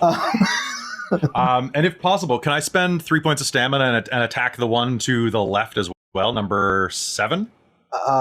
Number 9? 7's 9, sorry, yep. my guy's covering up his number for me. If you zoom in a little bit, that should change. Oh, yeah, fair enough. Sorry, it's my first time using No, yeah, absolutely. This is cool. This is the first time for everyone, so appreciate the audience's patience as we're figuring things out as we go. But as you can see, all turning out real fun. You absolutely can spend that stamina for that extra one. That's only an 18. He probably can dodge that. We'll see how it turns out. Does him being enraged affect his ability to duck things? Matches. Unless it makes it much better, it's not going to do much good for him because he rolled like shit. Let me look, because it doesn't really say. Oh, then I would assume no. All right. Yeah, I would assume no, yeah. He almost steps into the blow. And then if he steps into it, that's 28 to his torso. Excellent. You cut him in half. He's leaning toward, moving in toward you. You give a swipe, and his body sort of just falls flat down where it was at as his legs take another 2 steps toward you. I think I can smell the mare. Excellent. That's all I got. That was plenty. That brings us to Drowner 2, who's going to lunge for you. So moving his full run, which for a Drowner isn't particularly impressive. This is an interesting combat engine. It is an interesting combat engine. I was worried it was going to be too complex, but it's actually just on that cusp where it's still fun. Yes. Good for them. Relatively I like easy to that figure it decides where you hit it for you. I feel like that's really cool. Right? Especially when we start getting hit, that's going to be really important. Yeah. This is just a flash wound. So it's going to run forward, and you said it can run, spend a stamina, take a swipe, right? Yeah, so they spend 3 and they make the swipe at a -3. Excellent. It's going to do that very thing because it wants Witcher for dinner. That sounds good. I'm gonna get out of the way with a 10. Excellent. Before I add my stuff. So that is with dodge. That's a 26. Oh yeah, you dance around it as it lunges forward. No danger whatsoever. We're going to see this repeated by several of our Drowner friends. Uh-oh. As they've all decided it's time for dinner. Unfortunately, for them, not for you so much, they're all back pretty far. So this one's going to come running up. This one comes running up, not quite close enough to you.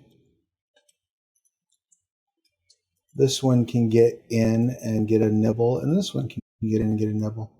Okay, So, I'm going to spend 2 stamina to make 2 more dodge rolls. Excellent. Where does that put you at your stamina threshold? So what's the stamina threshold? It's your vigor threshold. You can't, I believe, right? Is that what it works? You can't spend more stamina in a turn than your vigor threshold. Is that accurate? Is that the way it works? I believe that's the way it works. Oh, Let's damn. see.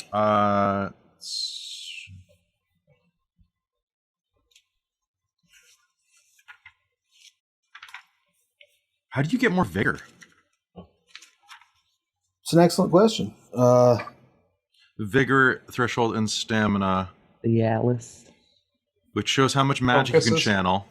Oh, vigor's just magic. Okay. Yeah, okay, good, because my vigor's only 2. I'm like, oh, I can't even take extra attacks. Is there a stamina threshold that was calculated? Stun, leap, Stamina. Is it rec? What's rec? No, it would just be the STA. So that's your stamina. Cool. So that drops me down. I'm at 45 right now if I make these 2 dodge rolls. Okay. I think So rec is I'm recovery. getting a little winded. Oh, you're right. It is. So the first one is reflex plus 16. So 25 and 22 respectively. Excellent. The first one has no hope of hitting you. The second one has even less. So they both run up and are swinging wildly. No luck, but as you all are looking on in horror, you see that your Witcher buddy is pretty well surrounded at this point. So that brings us to Caine. What would you like to do? Did I skip Michelle? I skipped Michelle. I think you did, yeah. Brings us to Michelle. What would you like to do? Well, seeing that he's pretty well surrounded, I'm going to use my movement to see. I'm right here, so that's no. Measure. There we go. Yeah. Okay. So I'll go up about. Use a little bit of my movement to go up there. I kind of want to see if I can distract 1 or 2 of them off of our Witcher, so that our Mage or our Druid could kind of pick them off in the midfield here. So can I try using my one of my instruments to make like play some loud flamenco strumming? Absolutely. Trying to so. I think we should go with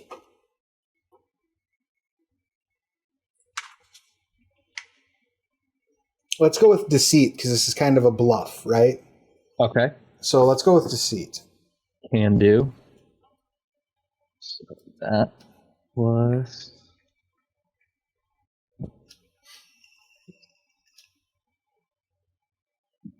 that's going to be a 24. Okay, yeah. So they're not 23. They're not particularly bright creatures, but they're also not particularly prone to stepping away from a meal. However, all of the drowners who are not immediately, all one of the drowners who are not immediately in Cazamor's presence are now drawn to you. Perfect.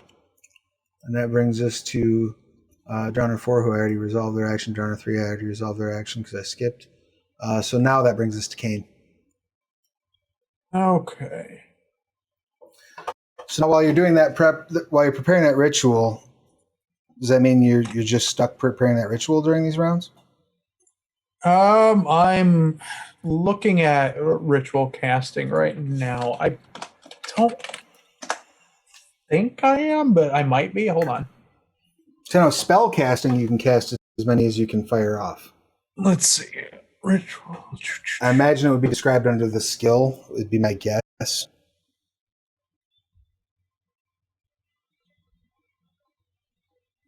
Ritual books. So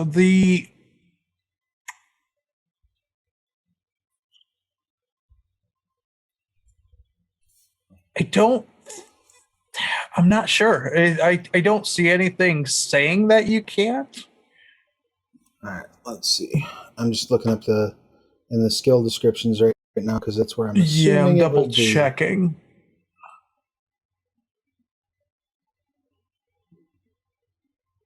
And that is a will skill? It is.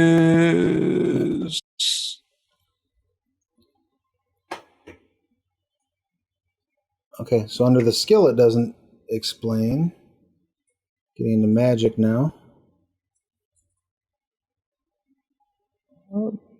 Yeah, it does not appear to say one way or the other.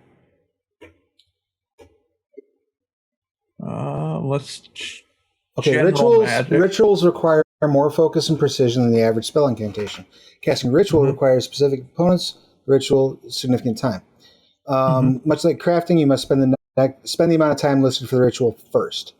So you basically have to take that time. So I am focusing on that now. Right. Okay. Yep. There we go. Rock and roll.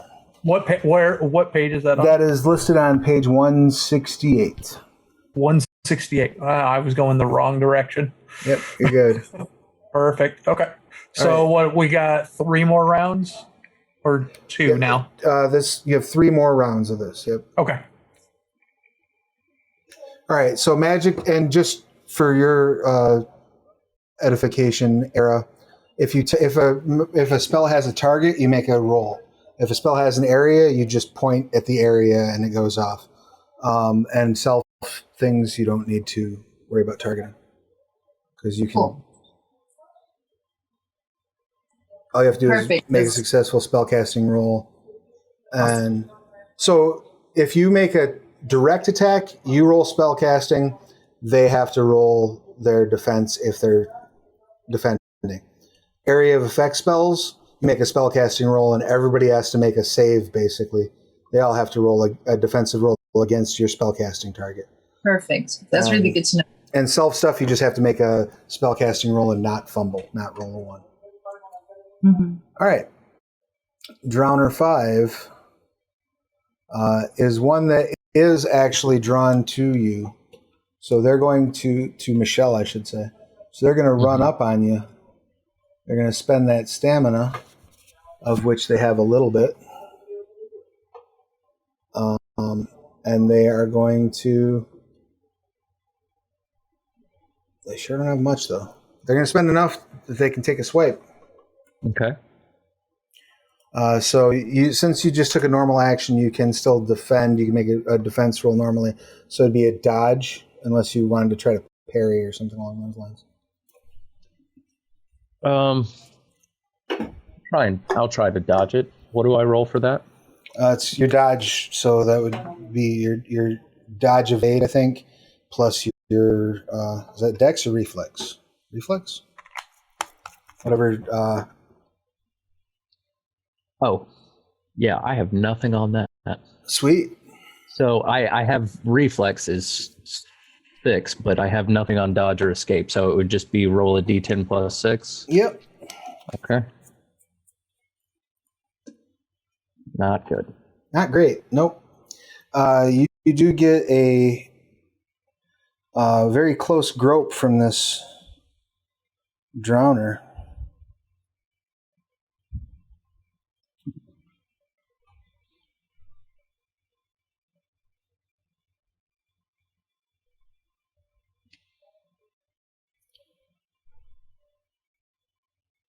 All right, so 3d6 damage.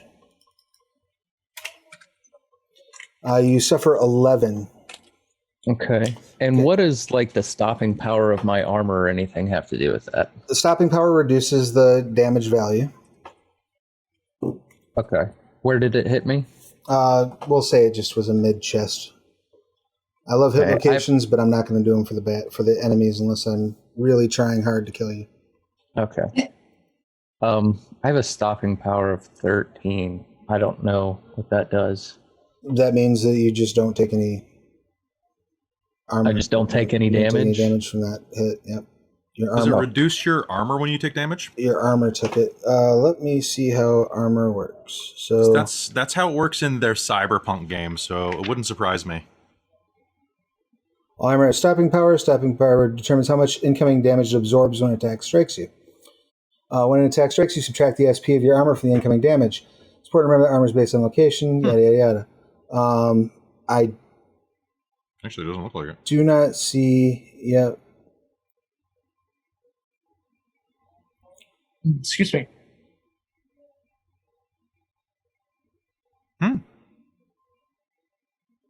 Okay. In the case of each attack that penetrates a piece of armor and does damage to the wearer reduces the armor, the SP by 1 point. So if it gets through your armor, then it starts reducing the stopping power. Okay, then it is the exact same as cyberpunk then. Yep. Cool. So you get like clawed in the chest, and you're like, ah! But it does not, doesn't quite get through. And that brings us to Era. Okay. So I'm going to. First thing you're going to do is make a stun save. It hasn't been 5 rounds. This is the 5th round. No. No. But remember, you're at -3 to the die result. So it's just a D10. Yep, and you have to get less than a 9 with a -3. So you're basically assured to succeed. Okay. 9. Barely. All right. Like if I didn't have the -3, I'd be. All right. All right. Cool. So I would take a deep breath, and I'm gonna run over here. Is that okay? Yeah, you can move. You can move up to your speed, 9. or you can run up to your run. You just have to spend stamina to take another action if you didn't run up to your run. I move to my speed, and I'm angling it like next to Cazamor? Cazamor. I'm gonna cast a wave of fire, which creates a 3-meter cone of fire that comes from my hand, and it hits everyone in its path. Excellent. So you make a spell weaving roll, and these 3 drowners will all have to make a dodge roll against that difficulty. Dodge or block, yeah. Yeah. Well, they certainly aren't going to be blocking. So the spell weaving is my So your spellcasting spellcasting plus will. Plus 10. Plus D10, yeah.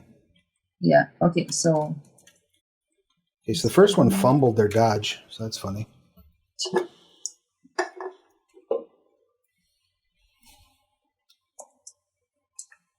Yeah. All right, so 16. So is it, do they take half or anything on a successful dodge, or they just dodge? I don't know where it would say that. It would mention it in the spell otherwise. It didn't. The first one moves to the side and gets out of the way. The second one ducks under and leans in on Cazamor. The third one basically steps in the way of it, and you just burn his face off. All right, let me roll the damage. Go ahead and roll your damage. You might burn his face all the way off. 2d6. 6. All right, so that's 12 because it's vulnerable. And then It has no I stopping need power. to roll a 50%. It has 50% chance of ignition. All right. It's 20. So it catches on fire. Yes. Excellent. It's good. Fire, good.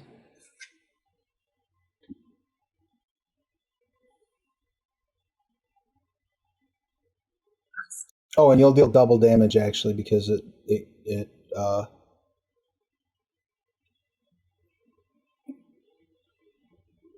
is vulnerable.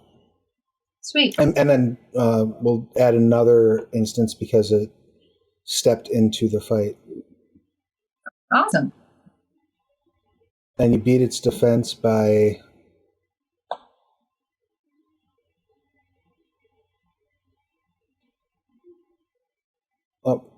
not enough to cause a critical wound. So it's still have to stay up.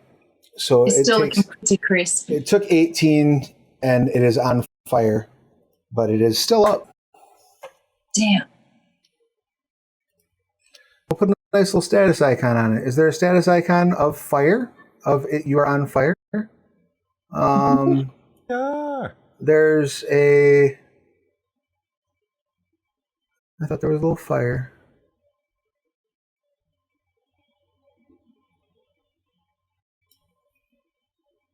I don't see fire, but I do see caution, so I'll give it a little caution status icon. Be careful, sir. You are on fire. All right. Does that end your turn? Yes. All right, Michelle. This guy's like right up in my grill, so I mean, I'm gonna, I guess, try and just stab him. Excellent. What weapon are you? My dagger. I have a dagger. Excellent. Let's see how that turns out for you.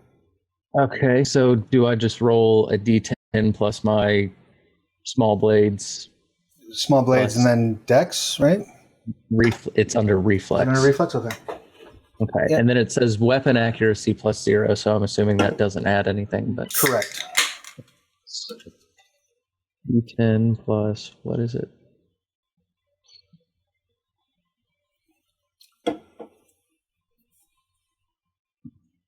Okay, so you fumbled.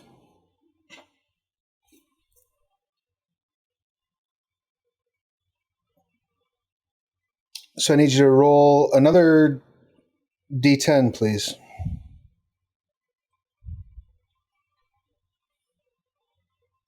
Okay, no major, no. no major fumble. You just swing and miss horribly. That's all. Okay. All right. Any other actions? Spending any stamina? Anything else you'd like to do? What can I spend stamina to do? So you can spend, was it 3 stamina to take an additional action?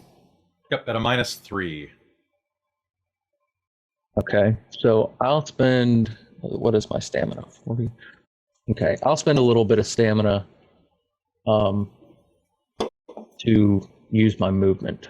Can I use stamina to then run instead Absolutely. of just okay, that's what I'm gonna do.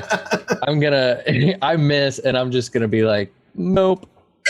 Now, see, I know some of my audience may be accustomed to watching us play Dungeons and Dragons 5th edition, where bards just get up in that fight, right? Yeah. In the world of The Witcher, a smart bard, a long-lived bard, is one who understands that discretion is the better part of valor.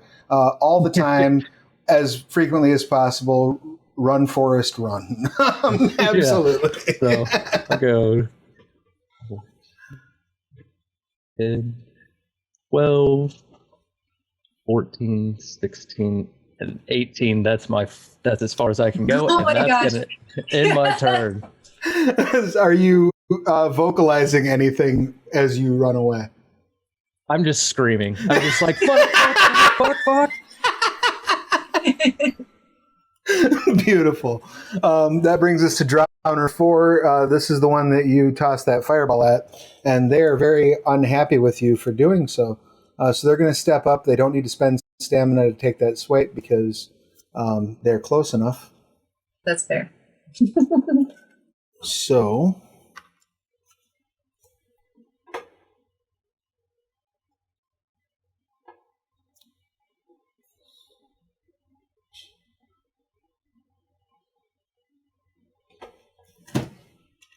are you taking any sort of defensive action? You would need to spend 3 stamina to So it's dodge. only one for a defense. Is it only one for defense? Beautiful. Yeah. And it doesn't look like you take a penalty on the defense roll, which is good. I'll dodge. Excellent. Go ahead and spend 1 stamina and Okay. roll your dodge escape. Plus your I roll- reflex. Right? Is reflex plus what? Dodge escape. Yeah, I have nothing there. So I'm just going to roll a 10 plus my reflex. Which is like, I have a lot of reflex for somebody that didn't spend any on any reflex thing. It's because you're just naturally quick, but not naturally quick enough. Oof, It hits you with a critical hit. So, What? yep, it will roll its damage. What is the stopping power of your armor? Armor? Spoken like a true mage. I do have I have something on. I mean, I'm wearing clothes. It's 8, I guess. 8? Okay, that's not bad. Yeah. Do you have that hit location chart handy, Callie, by chance? Yes, No, I do. you said you weren't gonna use that. Unless I was really trying to kill you. Roll the d10. Don't roll a 1. 10. Okay, left leg. Excellent. It comes down and like gashes across your left leg. You suffer 10. It's half. Oh, half damage? Excellent. It's half damage if You it's the leg, thankfully. Suffer 5 hit points of damage as it gashes into your thigh. I'm like, do you know that you... Ace Ventura.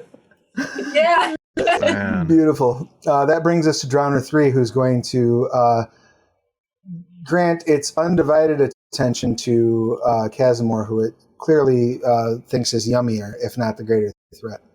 Okay. Dummy. Time to spend another point to dodge. Okay, where's my dodge? There we go. Bam! Oh, God. I rolled a 1. And it rolled a 1. So we have fumbles all over the place. Roll a d10. We just fall on the ground hugging. Absolutely. This is awkward. 2. Cazamor. No, well, I've never fucked a drowner. But this is The Witcher, so. You have no major fumble. You just fail. However, the poor Drowner its attack has glanced off and it is staggered. So as soon as I figure out what that means, I will apply it. However, Cazamor, it is your turn. I'm very mad at this Drowner. Which Drowner was this? Is it Drowner 3 or 2? 3, yep.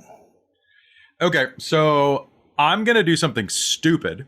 I am going to do a called shot, because we haven't done any of those yet, and I want to see how they work.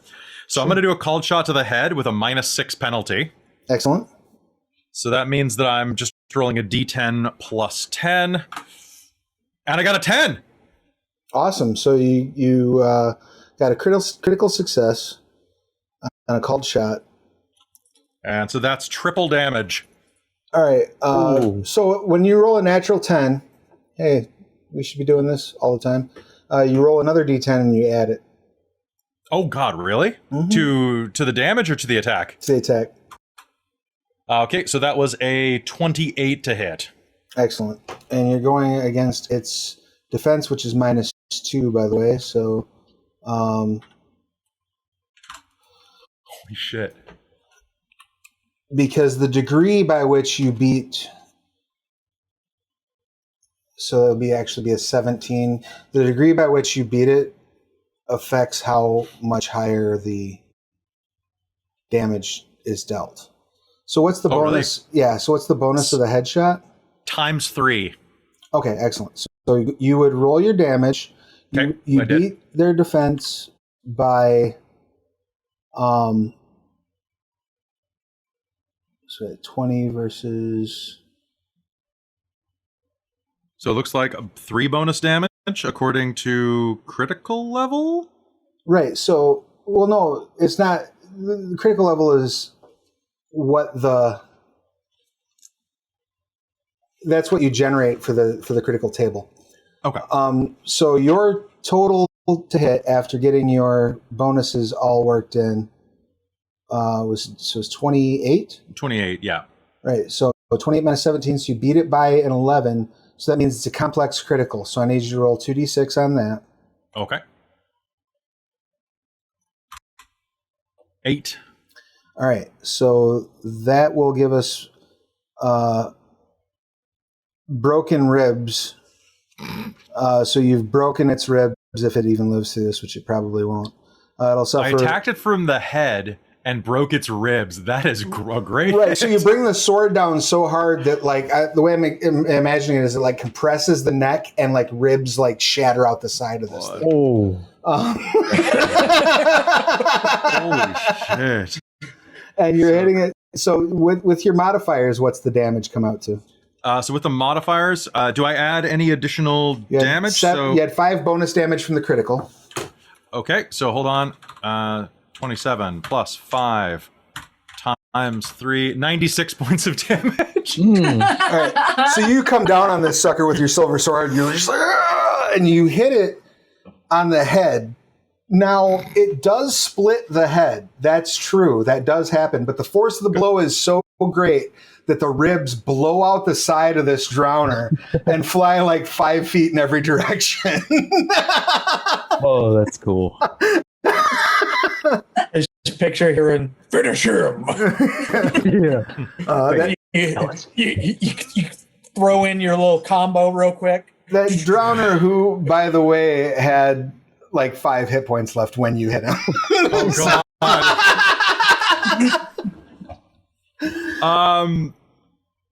I mean, should I attack the other one that's right there? Is Era okay? You've got this. You're tough. She's pointing at her thighs, screaming. You hear just a cacophony of screams behind you, and you're like, "You've got this. You're tough." Fine. All right, I'll spend 3 stamina and go take a swing at that one's back to help her out. Excellent. Okay. That's a 17 to hit. All right, it will spend the stamina to try to dodge. It has a good chance of dodging that guy. It does, in fact, get out of the way. Ugh. All right, anything else? No, that'll be it for me. I did enough. Excellent. Ridiculous. The one who you turned your back on, because in the world of The Witcher, no good deed goes unpunished. The one that you've turned your back on is going to try to bite you in the back. And we tied. Excellent. So tie is a hit, right? Yes. Damn. So you are hit, and you will take a whopping 9, which I assume is well below the... It is exactly my SP. Oh, excellent. So it does not cause you damage because, again, it's a 1-for-1 basis and it doesn't reduce the armor. But you do feel the pressure of that poke in the back. I'll get to you in a minute. Excellent.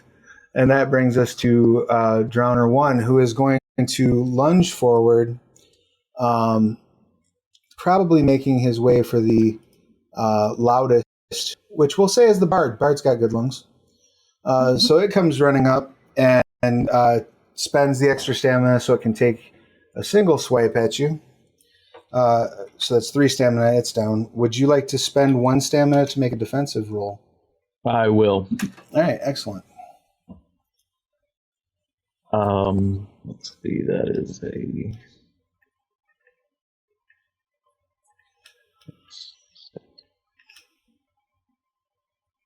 Awesome. So you've critically defended. Now there is actually, you can roll again to keep adding to it because it's a crit.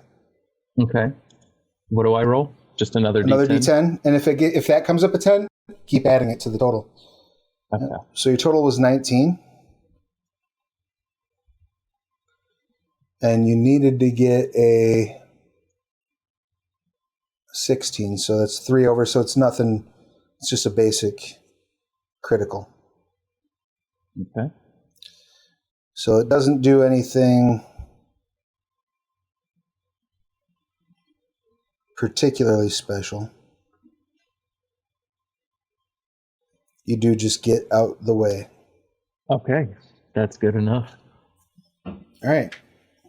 And that brings us to Caine, who this is the last turn of your concentration?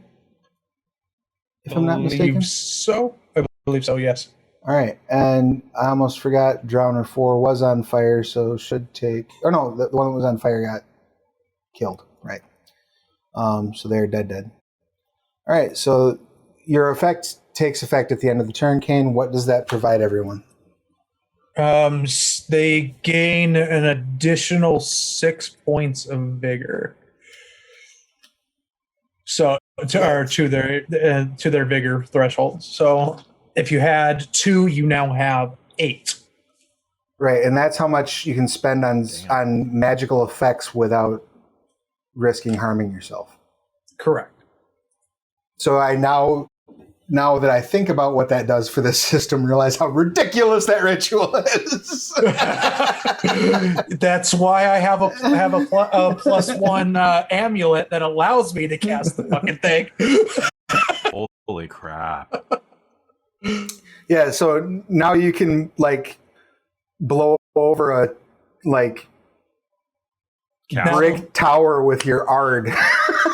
Now the real fucking fun begins, guys. Excellent. All right. Welcome. So that brings Hop us into my arms. That's how we're getting to Vergen. I'm just gonna arc the ground and we're flying over. I love it. So this one, Drowner 5, is going to lunge forward towards our Witcher because, That's fair. why break with tradition? He will spend the extra 3 stamina and make his -3 attack at you. Okay. Oh, Ooh. that's ugly. Oh, I rolled a 1. Awesome. All right, so you defensively fumble. Give me a D10 if you don't mind, please. 3. Excellent. Standard fumble, no big deal. But it absolutely does hit you. Oof. Oh, damn. 16 damage. So that will. Do you want to roll for location? Because that's going to pierce. Yes, let's do that. So that's a D10. Not 1. 7. Good. 7 is right leg. Excellent. So you will take what actually gets through to 7. So it's. Do you have it before or after it goes through? So it goes through. Okay. And then you have whatever pierces you is what gets halved. Okay, cool. So my right leg is 8. So how much damage was it? 16. So you'll take 16. So 8 goes through. So 4 to the leg. right, and you reduce the stopping power on that leg by 1. Ah, damn it! I like that leg. Okay. That brings us to the next round of combat, and that brings us to Era. Oh, thanks. So you feel all this magic start to swell. Give me a mage training roll, please. I was like, a mage training or Magic training? yeah, let me look. It's that 4 plus. Do I need to do spellcasting or anything, or just that? It adds your int or whatever its link ability is. Okay, so D10.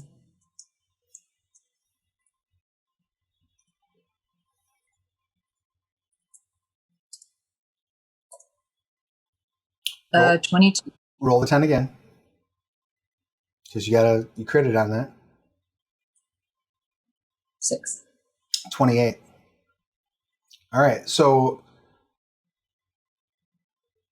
you feel the swell of magical energy from the ritual that Caine has cast. You also feel the swell of the magical energy coursing through the river nearby. So like this ritual, not only has it increased the amount of magic that you can move through the area, it sort of opened the floodgates for the ambient chaos that's leaked out from that existing situation. As near as I can describe it, the water starts boiling with magic. Your best educated guess in this moment is that if there are any fish in that water, they are probably mutating right now. If there's anything that could become undead in that water, probably is doing so. Everything in the immediate vicinity, those trees that are growing little chaos orbs in them, probably going to start sprouting unusual fruits. One of them might wake up and start moving around. Like the amount of magic in this immediate area is a problem, but it's also a boon. So, what would you like to do with that knowledge? I think I'm just like, shit hit the fan.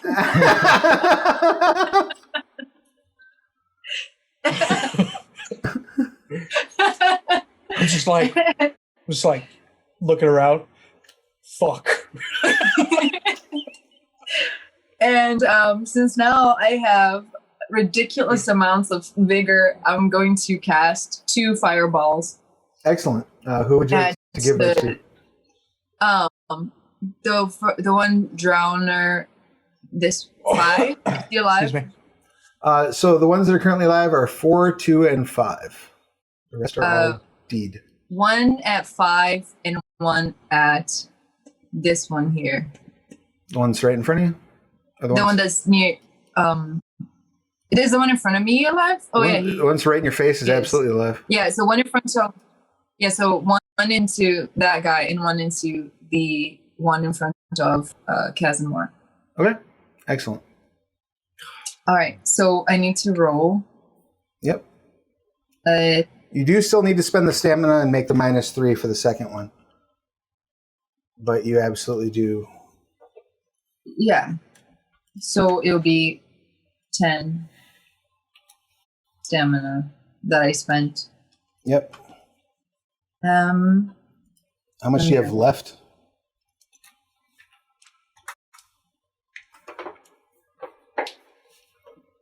Might need to take a recovery action soon. What do you mean -3? Your roll on the second action is a -3.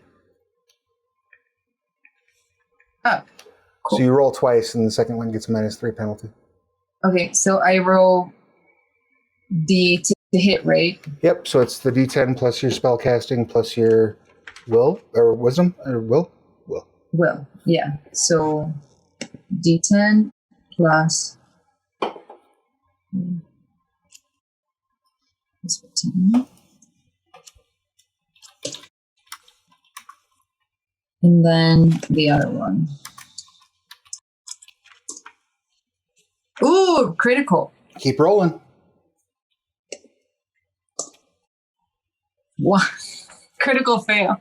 It doesn't matter on the second one. So Okay. it just adds a +1. So you got a 25 on the first one that will hit. No, and the first one was the 6 plus 14. Oh, I'm sorry. So the first one was 21, which still hits. The second one was 25, which also hits. Yeah. Cool. And then So for each of these is damage for each one. 4d6. So give me the 46 for the first one. 4. And it will take double, so because it's fire. And And then the percentage to catch on fire. That was 2, right? Yeah. That one's dead. Don't worry about catching on fire because it's dead as shit. And then for the other one, Yeah, the one that's in front of your face. 4d6. Now that one, you also got a magical critical, right? So, Yeah. and you exceeded what was needed by 25, 18.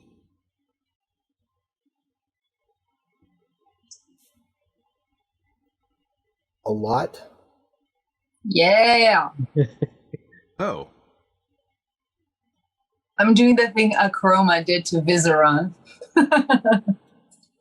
Just holding my hand in front of his face. Right. Melting so by it. 7, so that's bonus damage is +3. So you got 18, 32. That one blows up as well. Ooh, chop.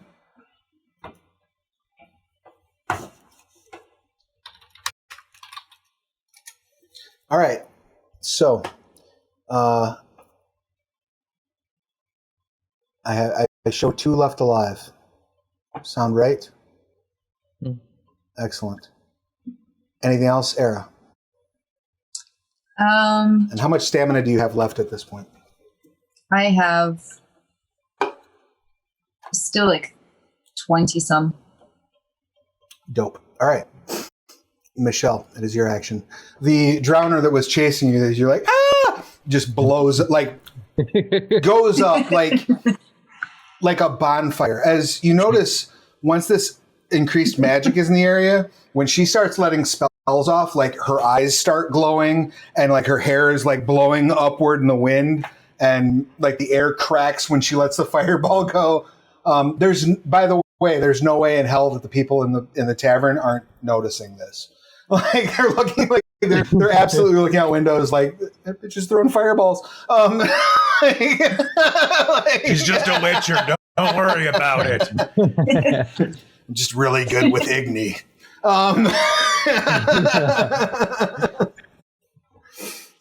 I guess I would see the drowner in front of me drop, and I'd be like, well, I mean, I'm going to try and do something impressive, so I'll run up in front of this one here that's in front of Era, and I'll just try and stab it. All right, excellent. So I just discovered you can make 2 light attacks for free in 1 turn. Oh, you're So you can a try light to, attack. So it's like, fast strike means you can attack it twice without a penalty. You can attack like anything in your range, or you can make a strong one at a -3, but the damage is doubled. Ooh, that's cool. Yeah, that's why I was freaking out in the chat. I'm like, what the hell is this?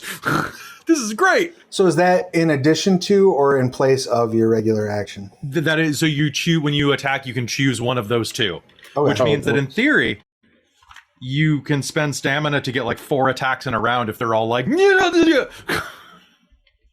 of You flavor. can Wolverine it. Basically, right? So that's 15, 16. This is You hit. ridiculous. You barely hit, but you hit. Okay, so that's 1d6 plus 2. Oh, hey, look at that. 8.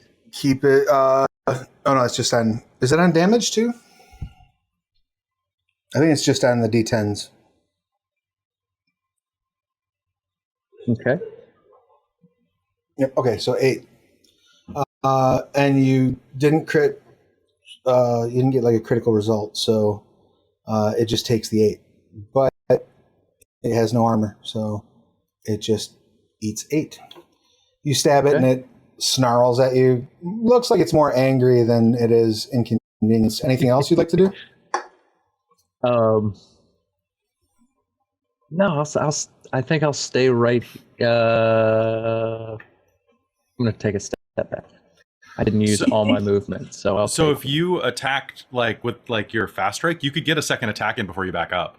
Oh, Yeah, if you use the Okay. fast strike, you can hit twice. okay. And what's the difference between fast strike and? The strong strike, you take a penalty to do more damage, basically. Okay, and this is because I'm using a dagger. Yeah, Or a you're light using, you weapon. can actually do it with bows too. Apparently, Okay. it's all on page 153 if you want to skim it later. But like, Okay. it's pretty neat. That is pretty Let me neat. write that down. 153. Yeah, I want to look at that. Thanks, Kelly. Oh, no worries, man. Sorry for butting in. No. That's fantastic. Sorry for helping you kill these things more effectively. Yeah. Sorry. Yeah. that makes me feel less useless in combat, so that's really good. So that's plus 10, Nice. 17. All right, so I will roll their defense again. They will spend another stamina. And they barely get out of the way of the second blow. Okay. In that case, now I will spend the rest, or a little bit of what's left of my movement, to just back up 1 square. Excellent. And that drowner is going to go ahead. Now you are definitely the biggest threat on the battlefield, Era. So that drowner is going to try to bite your face off. Come here, give me a kiss. It is going to go for a headshot, so it's -6.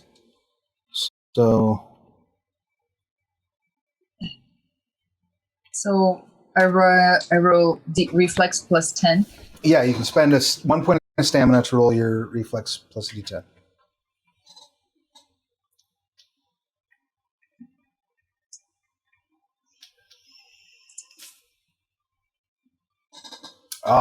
Close, but no cigar.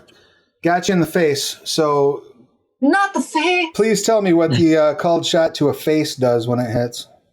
So it does. So it's a -6 to aim for the face if it's a called shot, but it does triple damage if it hits. You take 21 hit points of damage as it slashes you, making like a waffle pattern across your face where Because it was already where so the other not scars were. Yeah. Is it on the same side at least? Yeah, like it goes like where the scars were running like top to bottom this way, it like waffles across the other direction. Turns your face into a tic-tac-toe board. So how much damage do I take? 21. Oof. And where do I see my damage? Because I've just been writing it down over here. It comes off your hit points. Which is on which page?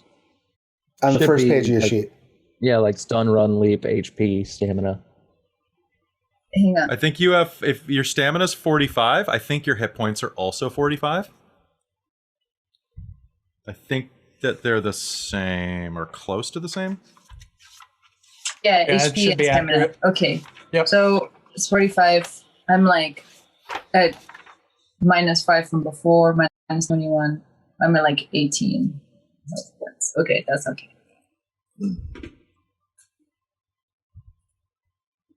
Fuck.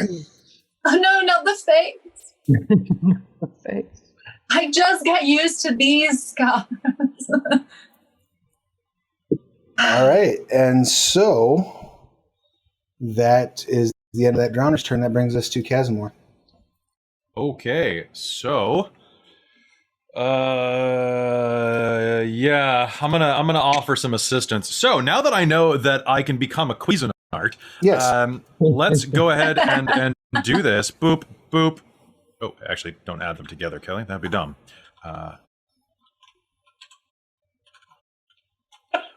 Okay, so I'm gonna attack 4 and 5 with separate attacks. And one of them is a biggie. Yeah, reroll. So that is a math 35 for Drowner 5, and Drowner 4 is a 23. All right. Let's see how they fare against you. Drowner 5 got a 20, so still not sufficient. Beat it by 3. And the other one got a 17, so you beat that by 18. 18. Yep. So that is a Deadly critical. deadly critical.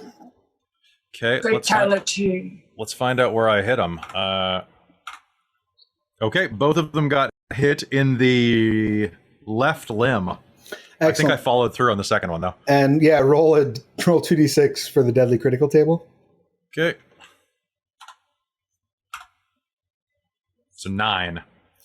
All right, so heart damage. If this creature had any chance of surviving this blow, they would have to make an immediate death save anyway. Okay. So let's resolve the damage for the first one. Okay. Which you did not get the absurd critical against. 26 points of damage. Still enough to drop it like a bad habit. Notice how the Witcher drops. Like, there's this whole mob around here that the mage killed 2 of them. Mage is great for area of effect stuff, though. They gotta come up to me for me to hurt them. That's true. They did have to kind of like walk up and be like, "Stab me, Mr. Witcher." Fine. Let's just see how much damage you did to this other one. Let's just check it out. Okay, so so that's. Do I do anything else for that critical for the heart? Does that do any additional damage? The heart doesn't do any additional damage. I don't believe in and of itself. It just causes that immediate death save.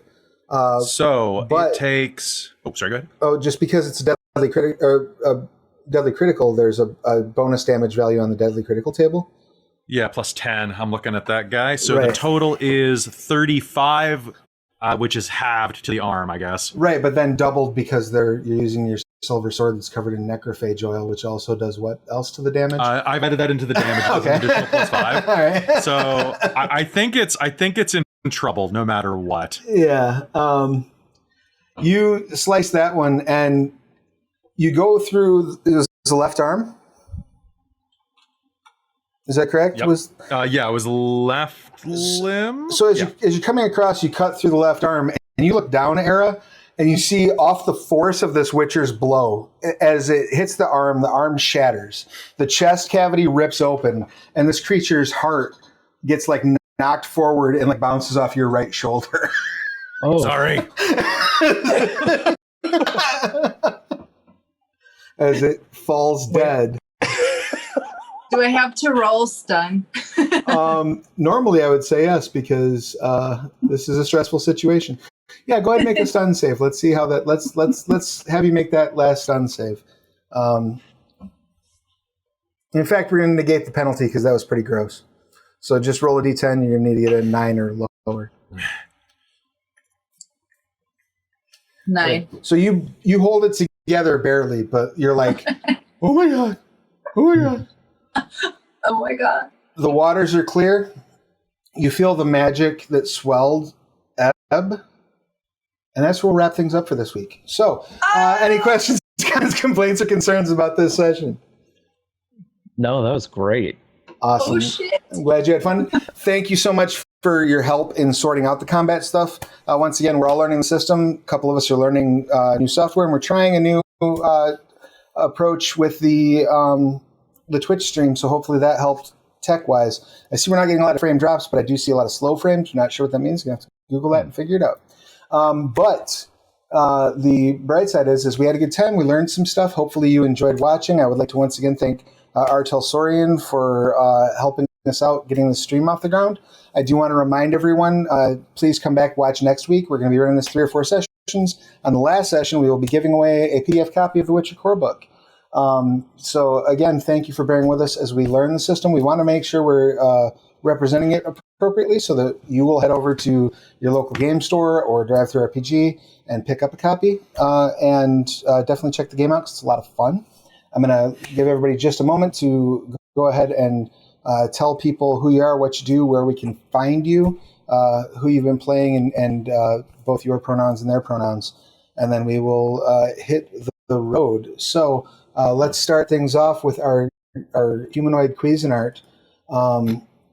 If you don't mind, Cazamor, please give us your pertinence.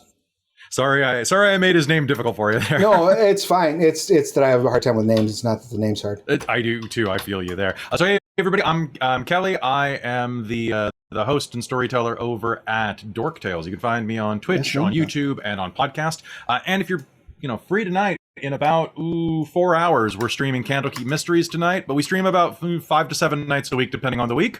Come join us. It'd be great. I'm playing Cazamor. He and I both use he and him pronouns. And holy crap, I cannot wait to avoid fighting any human with a sword because they are going to kick all of our butts. It's going to be great.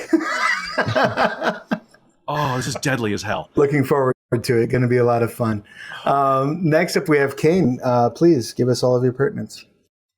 All right. I am Matches Malone. You can find me at twitch.tv/MatchesXMalone or on Twitter at twitter.com/00 that guy.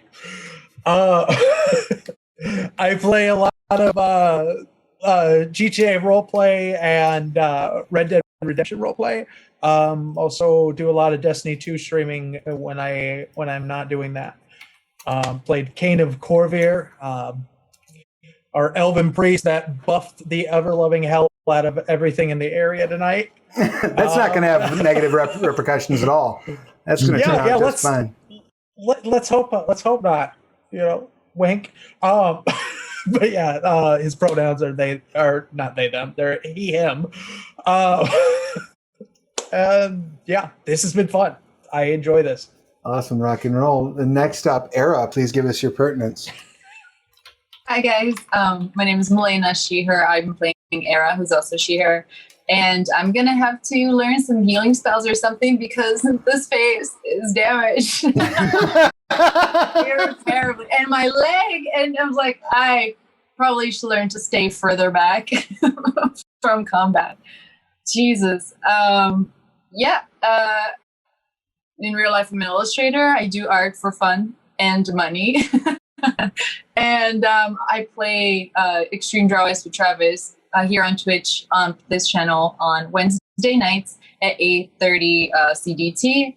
And yeah, I'm just so excited. This was so much fun, and I can't wait to play again. Likewise. Thank you. And thank you for joining us for this one. It's been a pleasure to have you here. And last but not least, that brings us to our bard, our glorious, courageous bard, Michelle. Please give us your pertinence. Yes. I play Michelle the bard. His pronouns are he, him, as well as my own. My name is Zack Owings, and I am co-creator and creative director over at Stoneworks Gaming. You can find find us at Stoneworks Gaming on Facebook and Instagram, or at StoneworksG on Twitter. Excellent. And I am Travis Legg, he, him, when I'm not running this particular shit show. On this channel, I run other shit shows on this channel, such as Extreme Drowis on Wednesdays, Scarred Lands, A Family Affair on Mondays at 3 p.m. Eastern, 2 p.m. Central. And, 1 second. I'm also going to be participating this weekend in Onyx PathCon. So if you're looking for any Onyx Path games that run on the OGL 5e engine, this is going to be your spot for actual plays starting tomorrow through Sunday. Dork Tales is also taking part in that convention, and you'll have to forgive me because my brains are jello. Yours is the home for Chronicles? For WAD. We're WAD. World of Darkness. So if you want to see Exalted Essence is going to be over there. They're going to do an actual play of that, which is burning up Kickstarter. I think they, I don't know. Now is the time to go and back that Kickstarter because you'll get a whole bunch of extra stuff. So definitely check that one out. They're also going to be having, there's V5 I know going down. You're running some Mage, right? Is that accurate? I'm running Technocracy on Friday, and on Sunday I'm trying out Ghost Hunters for the first time. Yeah. So I'm going to terrorize my partner and some friends. So it'll be good. If you've not done so, head over to twitch.tv/Dorktales, and that's all one word on Dorktales, correct? Absolutely. And give them a follow because amazing programming all year round, but we're going to have an extra bit of fun this weekend for Onyx PathCon. Other than that, I guess just make sure you're staying safe, getting your shots, hugging the people you love, staying out of trouble, going and picking up The Witcher at your friendly local game store or at anywhere that fine gaming materials are sold. And join us again this time next week. We'll be starting 2 p.m. Central, 3 p.m. Eastern for the next episode of The Witcher. Let's see where things go. Stay out of trouble, and we'll see you again real soon. Bye. Y'all.